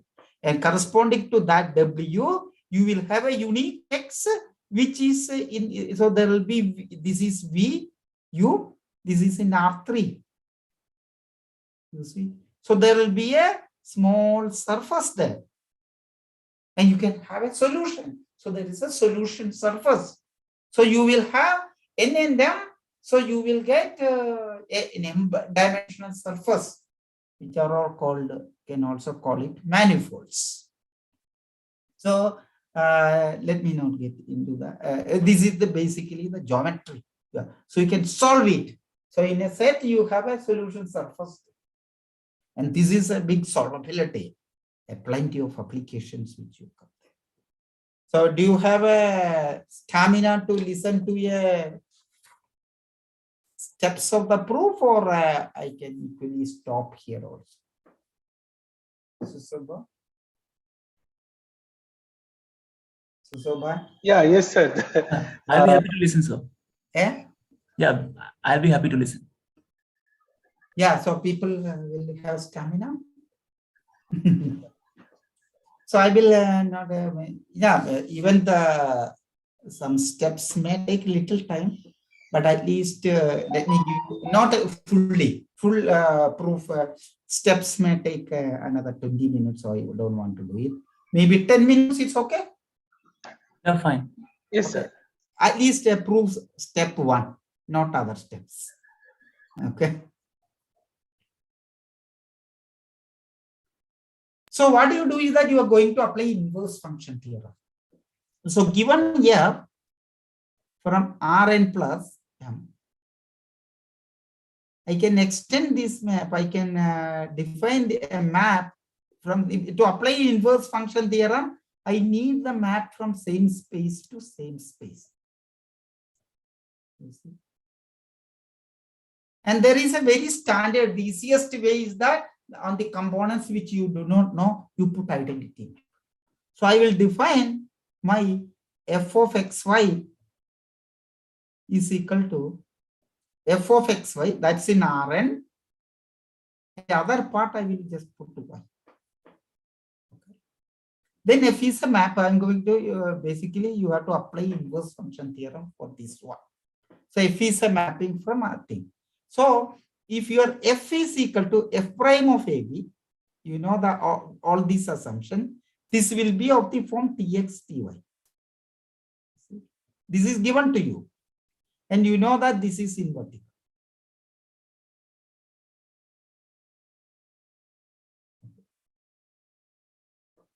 And then you want to compute now f prime of AB. What do you expect? Can anyone give me with my steps here? That's not very difficult to do it, right? So you get a Tx here, Ty here, and then corresponding to y, which is an m vector, and that's an identity m vector. And there is no x components there. So corresponding to all components, it will be 0, and there will be an identity matrix here. If you are not convinced, you should do such small. These are all you learn it by doing an exercises and computing things. So you have to basically show that this is invertible, right? So this invertibility, this is invertible. Tx is invertible, but now this invertibility is in Rn plus 1 is invertible. Okay. And of course, FEC1, because we have defined FEC1 map. All that, if you want to apply, you have to compute all that. And f prime of AB is invertible. That's all. But that requires a proof. It's not immediate. It's a proof. So the step 1 is actually a proof of. That's not very difficult, but I will leave this to you. Proof that f prime of AB, which is a map from, which is a linear operator, Rn plus m to Rn plus m. And you know that invertibility is equivalent to proving one-oneness in this finite dimensional case, right? One-oneness is equivalent to onto, and once it is onto, it is invertible. So it's enough to prove is 1-1. That's enough. It's enough to prove this is 1. So you follow the simple steps, which I, as I said, I don't want to do it for. You take f of AB, f prime of AB, and then you take, what do you say, one-oneness, how do you prove it? You take HK, you have to do some computations, which I'm going to, not going to prove it. Then you leave these steps here. You can actually see that this is equal to TH. You compute this one. So let me leave this here. So you compute this, you can do it as an exercise, compute. If you do a simple computation, it's a nice exercise after the operator. So you just do your first principle, Taylor series expansion. That's basically the first principle. So you do computation, and then you will see that this is nothing but T of HKK. You can easily prove that. So that's not difficult to prove this computation of thing. So if you have now, if f prime of this, you have to do it. This is a simple exercise. That's a thing you have to do. Okay. Initially, you may find these are all difficult, but then once you start doing exercises, you feel that it's not really difficult. AB, HK. You want to show that this is 1-1, f prime of AB. So you equal to 0. This immediately implies k equal to 0, right? F prime of AB, HK is equal to this one. So this is equal to 0, implies k equal to 0. And then once k equal to 0, this should also be 0. And k equal to 0, you already got it. So you get your TH0 is 0. Immediately gives you k equal to 0. But TH0 is nothing but Tx at h equal to 0. Okay. And then Tx at h equal to 0 immediately implies h equal to 0. Because since Tx is invertible, you see, you are using this property, invertible. So that implies hk equal to 0, 0. Implies, how you see, these are all you have to enjoy the proof. If you don't enjoy the proof, proof will become hard. If you enjoy the maths, you feel that's all fun. Okay, that implies f prime of AB. Oh, sorry, I wrote it F. This is, yeah, that's correct. T is corresponding to that one. F is AB is 1. So I think I will not proceed further. So the step to apply inverse function theorem. Step 2, apply inverse function theorem. Inverse function theorem. Okay, so what you will get it? You have to understand that now properly. So you have to understand now where is this map, right? So you have your Rn here. That's fine. And you are applying the map here, Rm, and this is Rn now, because capital F you are applying. Capital Rm. You see? And the point AB is here. And this is under F. And under F, your point AB, where does it go? It goes to this point. This is Rm, the point at 0B. You see, but to keep this neighborhood, you can put it both in the same map. And now the inverse function tells you that you have a neighborhood here, U, okay, and then you will have a neighborhood here. And this neighborhood is in this V, this is U, is in Rn plus M. So apply the inverse function theorem, and this is a neighborhood in Rn plus M. And then you take this projection part.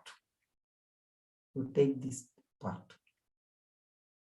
So it's a neighborhood of 0 to B, and hence you get a neighborhood B. And this is your W. So if I mark this in the same graph, I get here. If this is your A, this is my 0 to B. You see, I can mark it here, the same graph. So I'm putting both graphs together. So I have this thing. That's it. So you have few technicalities to be checked, and according to that, there may be a surface.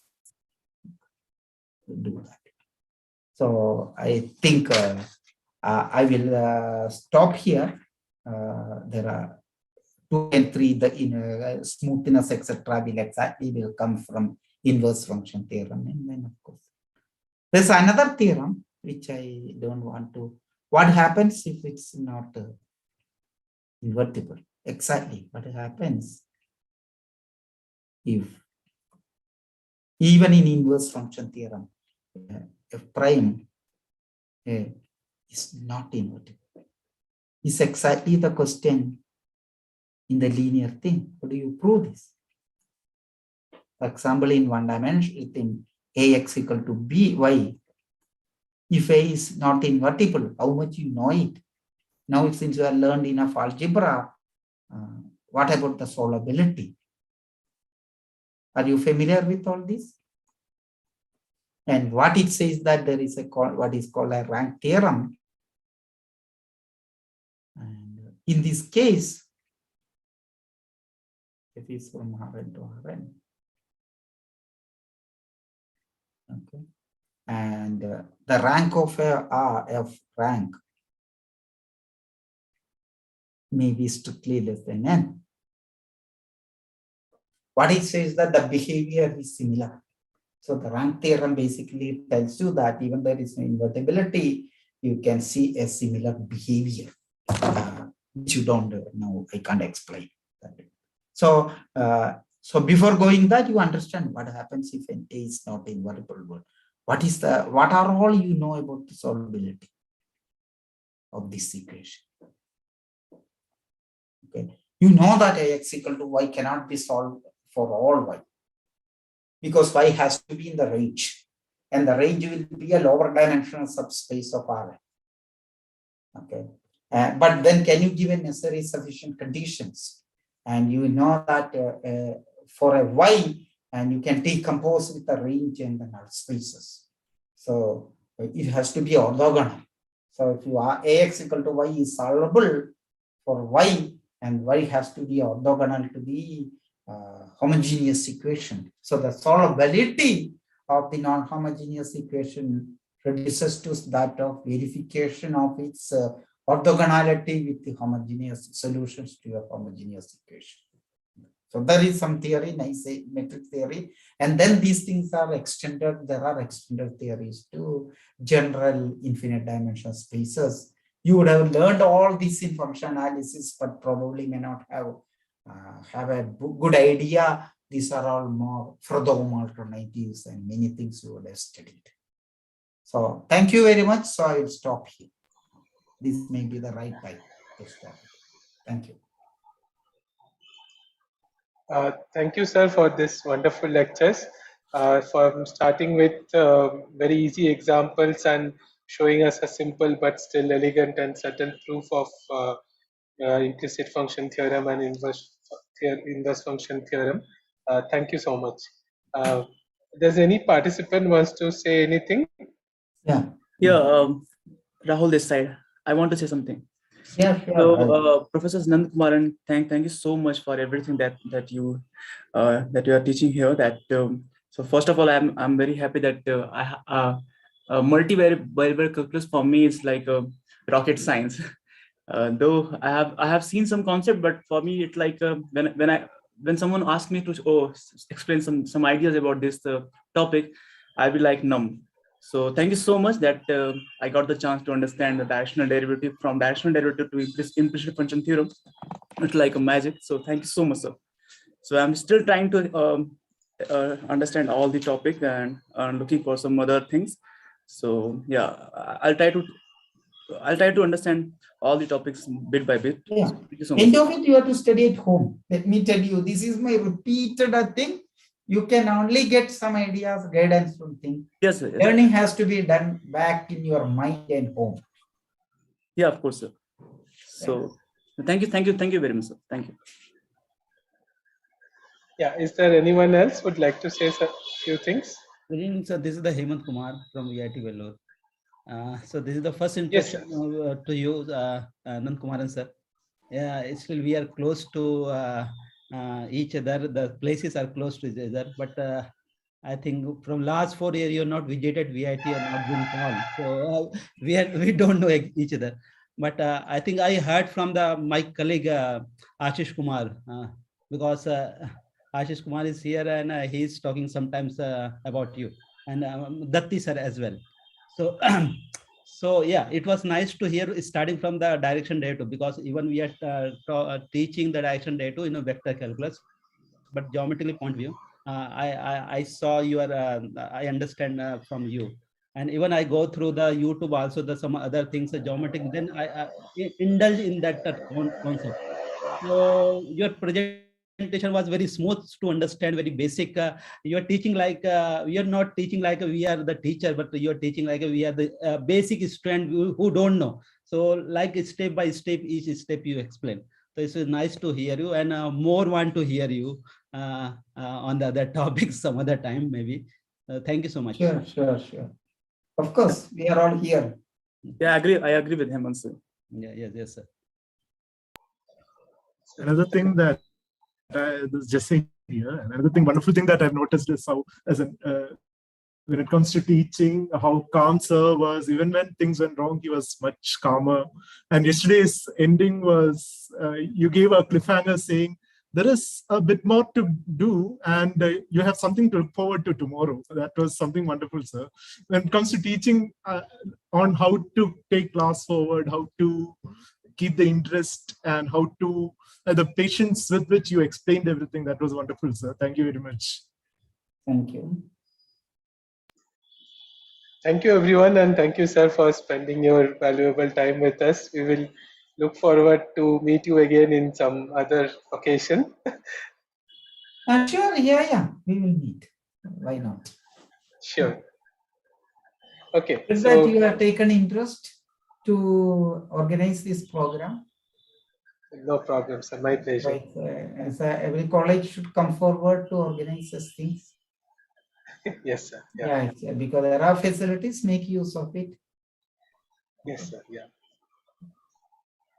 All right, then. Thank you very much. I will send you the slides maybe tomorrow morning or. Yes, sir. Yeah. Okay. Send you. Okay. Yeah. Thank you, everyone. Thank you, sir. Good night. Good night, everyone.